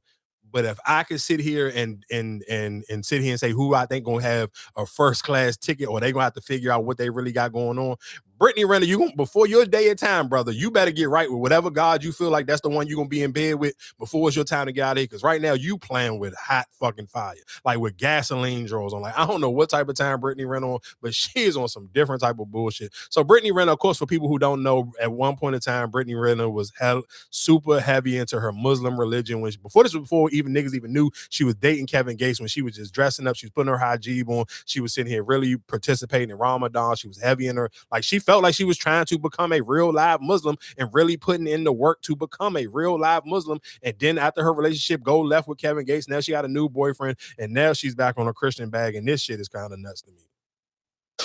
Okay. God, please guide our voices. Let nothing that we've been through be in vain, and that whoever needs to hear whatever needs to be shared through us, through the wisdom that you've gifted us, please use us, speak through us, and may our voices, may this video reach the people that need it the most. You know our intentions, cleanse our hearts, purify whatever feelings that are coming up, so we can convey whatever messages you would like to use through us. Protect us through this process, and just guide us. I want to add.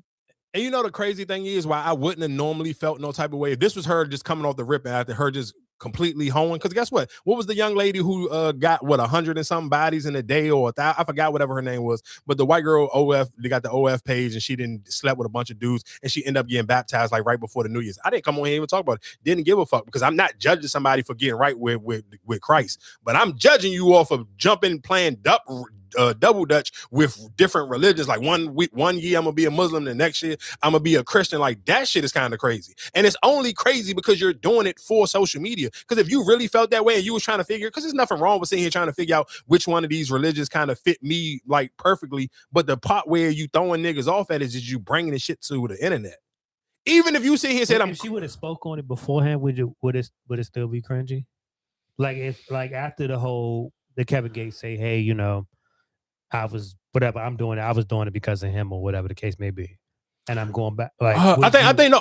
Even if you sit here and say I think it wouldn't be cringy if you would explain why you was going back, instead of the first time you showing people you going back is you praying with your new boyfriend. That's what make it cringy, because it's like, are you? Yeah, the nigga in it, she holding his hand while they praying, and I'm like, what? Like that shit to me is like, what you do? Like, what are we doing, dog? And why are you doing this? Like, for you to have everything don't got to be on camera. Like, even if you are confused and you trying to figure out which religious, like, what's your preference and which you feel like fits your lifestyle better. Because I'm not, like I said, everybody don't know what, you know what I'm saying? Like, what's their religious walk, or how they really want to go about their lifestyle. I understand that part, but just sitting here putting it on camera is the part where it kind of just be like, bro, what are you doing? But again, one thing I will. Is your girl still holding out? What's the one you used to talk about? You said you hate this shit. Alexis Scott. I don't know. I ain't seen her on social media in a minute, so probably not. Child support stuff. As a mom, needed the money to be happy, and it was understanding that my son doesn't care about that. And at that point, if I'm trying to create this lifestyle for him, I'm creating on someone else's dime. That's also a false sense of security, reality. And all these girls ain't doing it. Right, and they're still baby daddies. No talent. They just home. Let's get into that. You know, just, you know, doing nothing every day, saying they got a job. You're a professional baby mama at the end of the day. And I never, ever wanted like someone else to be my story.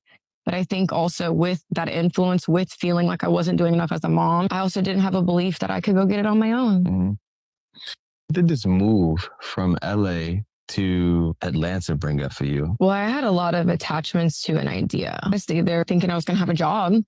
You know, a big part of wanting to stay in California was the child support stuff. As a mom, I felt like I was failing my son. Another girl that I was friends with that were like, why aren't you doing this thing? We're all getting $15,000 a month and up. Like, if you really cared about your son, you would go file for him. And so it made me feel like I wasn't doing my job as a mom. You know, he hasn't seen his son since May 7th, 2025. If my child's father doesn't want to be around and all you're good for is money, well, then give me more of it.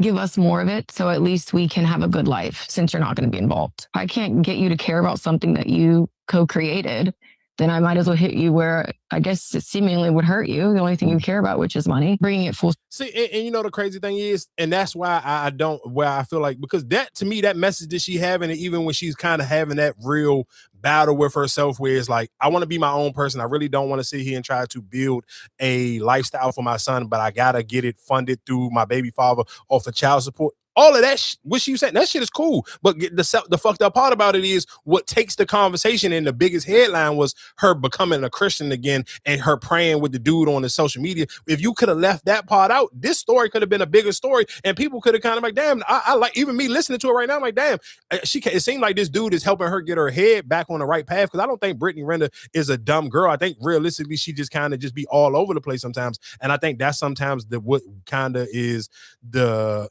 messed up part about social media, because you're trying to do too much for the camera, and you can't really allow your true feelings and your true thoughts to even get a chance to play out in your reality, because you're trying to do too much for social media. And I think that's just the part that Brittany Renner is in. But I do like the part where she's sitting here saying, like, wasn't trying to put him on child support out of need. I was trying to do it out of a little bit of bitterness, a little bit. So, I mean, again, I shout out to Brittany Renner for coming up with that part.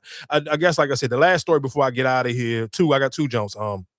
This truck driver lady, I feel like she was out of pocket, and this dude who got robbed for sitting here faking on Facebook, and he really ain't had no bag. So I'm gonna play the truck driver lady first. Oh, her home. Dear warehouse man, please let me explain to y'all how fucking annoying and creepy it is for y'all to fucking sit there and watch a bitch unload her whole motherfucking truck. Like, that's so fucking annoying to me. That is creepy. Like, you just literally stand there and watch me. Literally watch me unload my truck, and you're just standing there. And then whatever other truck drivers are in the bays next to me come over there and stand and watch me. Now I feel like a fucking circus freak show because y'all are watching me unload my goddamn truck instead of fucking helping. Like, what kind of men are y'all? That shit blows me. It blows me. Then y'all want to hold small talk. Bitch, I'm working. I don't want to talk about how long I've been driving, and do I fucking like it?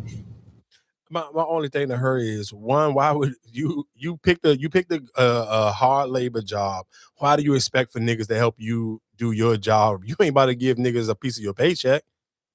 You ain't about to give niggas no cheek. So why the fuck am I helping you do your job? This is what you get paid for. Mind your damn business and stop watching me. Then what the hell you watching me for? Starting trying to small talk. Because niggas is having small talk with each other. They ain't helping each other unload their truck. That's what niggas do when they unload trucks. Watching me. You got, obviously they was done. People was done. So stop looking at me. Man, go on about your business. If you ain't gonna help, then get the hell on. Man, that's a part of doing a truck job. That's a part of doing a hard labor job. Is people just having random ass bullshit side conversations to kind of get their day to go back. Standing here watching me. Yeah, okay. What I'm gonna help you unload your truck for? I'm not getting nothing out of it. Get the hell on then. Move on. Crazy shit. Like, go away. Nah, that is kind of weird though.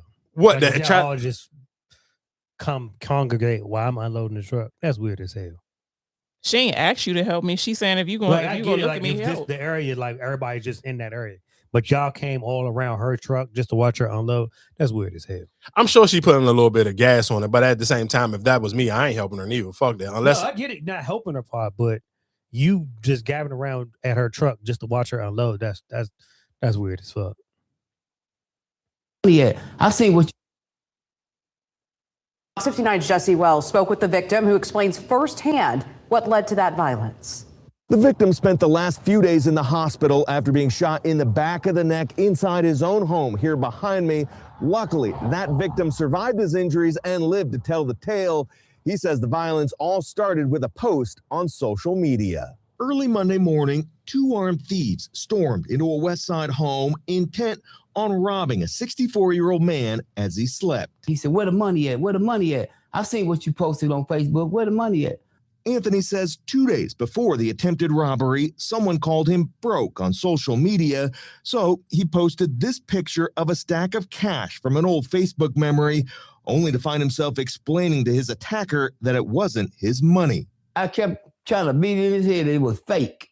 I said, man, it was a prank. It was fake. Anthony says when the intruders realized there wasn't a pile of cash hidden inside the home here on Patricia Street, they didn't just leave. Instead, after repeatedly pistol whipping and choking him, one of the suspects shot him execution style in the back of the neck. He just stuck the gun straight to the back of my head and pulled the trigger. I couldn't believe it. Over a fake post. Came out right there. I couldn't believe it, man. The bullet exited through Anthony's chest. Shortly after the suspects fled, police showed up and rushed Anthony to the hospital in critical condition, unsure if he'd survive. I said to myself, I'm about to die over a fake post. That's what I was saying to myself. Although the police report includes very few details, Anthony recalls the suspects announced themselves as police during the break-in and even wore tactical vests. They had a bulletproof vest on with the jacket, with the police on both sides, front and back. Anthony just hopes the suspects are caught because if they're willing to kill over this pile of old cash, who knows what else they'll do. That wasn't even called for. He didn't have to do all that. Once he found out it wasn't real, he should have just left. So far, no arrests have been made in this case, but as always, anyone with information on this shooting can still contact either IMP. In the great words of Charlemagne the God, you play stupid games and you win stupid prizes. Hey, dog, let me tell y'all something. Again, and I don't feel, you know, so fucked up. I seen this post on Instagram and Wayno was in the comments laughing, right? And niggas got mad at Wayno, like, what you find funny? And niggas almost killed him over. Yeah, he killed him over fucking faking for the internet. Y'all niggas think you could do whatever you want on the internet and there ain't no repercussions in real life. You cannot, dog. And the stack of money that they show. Young lady in Chicago. Oh, you listen to what I'm saying. The stack of money that they showed, this shit looked like it was about $50,000-$60,000. You cannot post no fucking 60 or 50 bands on social media and niggas know where you live at, and it seemed like you posted it and you in the crib with that shit and think that niggas is out here fucked up. We just 20 minutes ago played a clip of sitting here saying real estate agents, 70% of them ain't sold a house in a whole fucking year. Dog, niggas is broke out here. You can't be posting no fucking money just on your stupid ass for sitting here trying to play. And you 60. Listen to what I'm saying. And why you can't feel sorry for this nigga, dog? You're 64 years old. You got upset at your big ass, grown ass age that a nigga called you broke and you are 64 years old. And the fucked up part about it is, and this is how you fucked up, you know, people is, even when I'm looking at him, he looked broke. So I wouldn't fucking sit here and think that this money was real in the first place. But niggas is hungry. Niggas don't. When you fucked up, you ain't thinking with your common sense. You are out here doing and moving like a crash dummy because you starving. You need some money. Oh, this nigga got 60 bands in here. This nigga's pussy. I'm going in here to take it.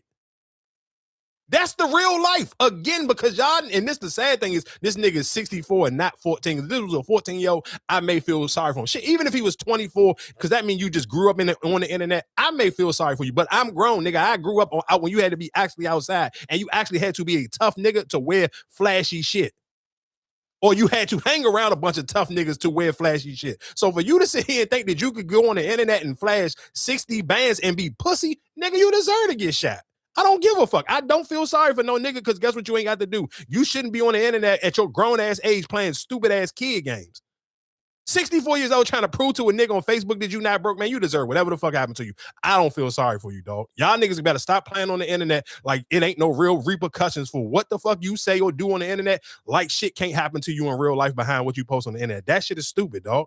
That's why so many women was like, I can't believe niggas out here robbing strippers. Yes, you can, bitch. You flashing money on the internet, you can get robbed just like a nigga can. What are you talking about? Ain't nobody discriminating or fucking taking people money. Are you dumb?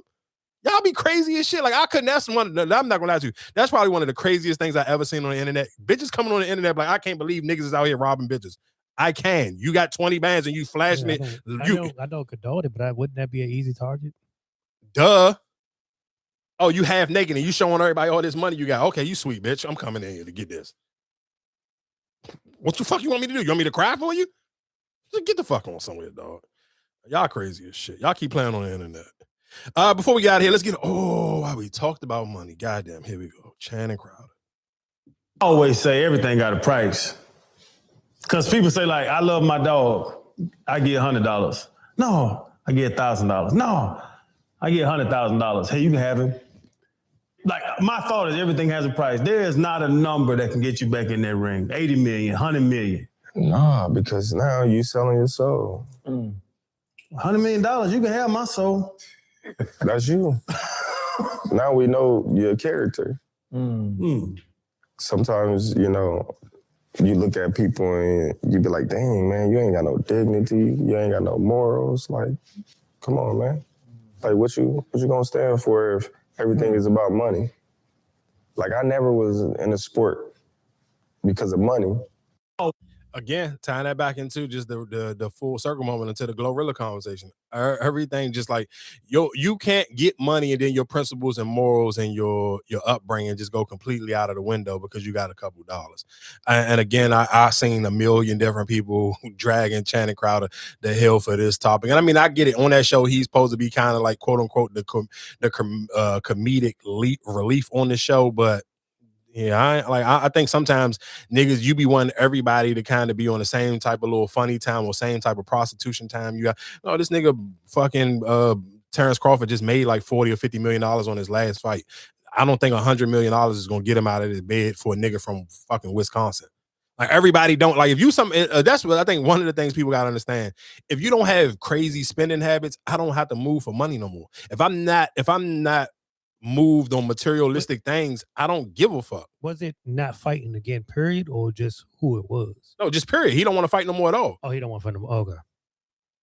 And I ain't mad at him because I seen the what was it, the whatever the little boxing committee, they try to stick him up. I want to say he was supposed to pay like 300,000, some crazy shit, because they're not even just seen whatever fees. I want to say Shakur Stevenson just was on the internet literally just complaining about the same thing. I want to say they were talking about stripping him from a belt because he didn't want to pay. I want to say Shakur Stevenson, John, may have been like 10,000 or 30,000. I can't remember, but of course, realistically, Shakur Stevenson payday wasn't the same as Terrence Crawford neither. So I mean, the amounts may sound differently, but a nigga, a payday is a payday. I'm not trying to pay you shit, and I just had to sit here and put my life on the line for this bread. So I mean, again, like I get it. I just do think everybody don't move off of money. I think everybody, again, when we talked about J. Cole, like J. Cole, if you look at J. Cole, nothing about J. Cole, the way he present himself, you thinking J. Cole is just jumping up and down for any time somebody try to wave some money in his face. That's just not how J. Cole just giving it up. So I mean, I don't know what to tell y'all niggas. But before we get out of here, I do feel like I got 2 black facts to give y'all. I guess y'all wanna, who we wanna go? We wanna go Craig Hodges, or you wanna go? I miss this Joe Budden and Corey Holcomb, John. I really ain't gotta go too much into it. I think both of y'all niggas can't fight, so I really don't give a fuck. Let's go. Not hate to say that we were kidnapped and brought here. It's true. It's not hate to say that we were Jim Crow, discriminated and segregated. It's true. It's not hate to say that the Supreme Court, which is the highest court in this country, came up with a hypocritical desegregation decision 9 years ago, which they haven't enforced yet. That's not hate. That's truth. He's not teaching hate, he's teaching history. And since the American white man has used his control over the press and over the textbooks and over all forms of media to make it appear that he has done us a favor by bringing us here and enslaving us, then the Honorable Elijah Muhammad has to rewrite history or retell history. And since the white man can't dispute this truth, he tries to defend himself by saying that Mr. Muhammad is teaching hate. Craig Hodges.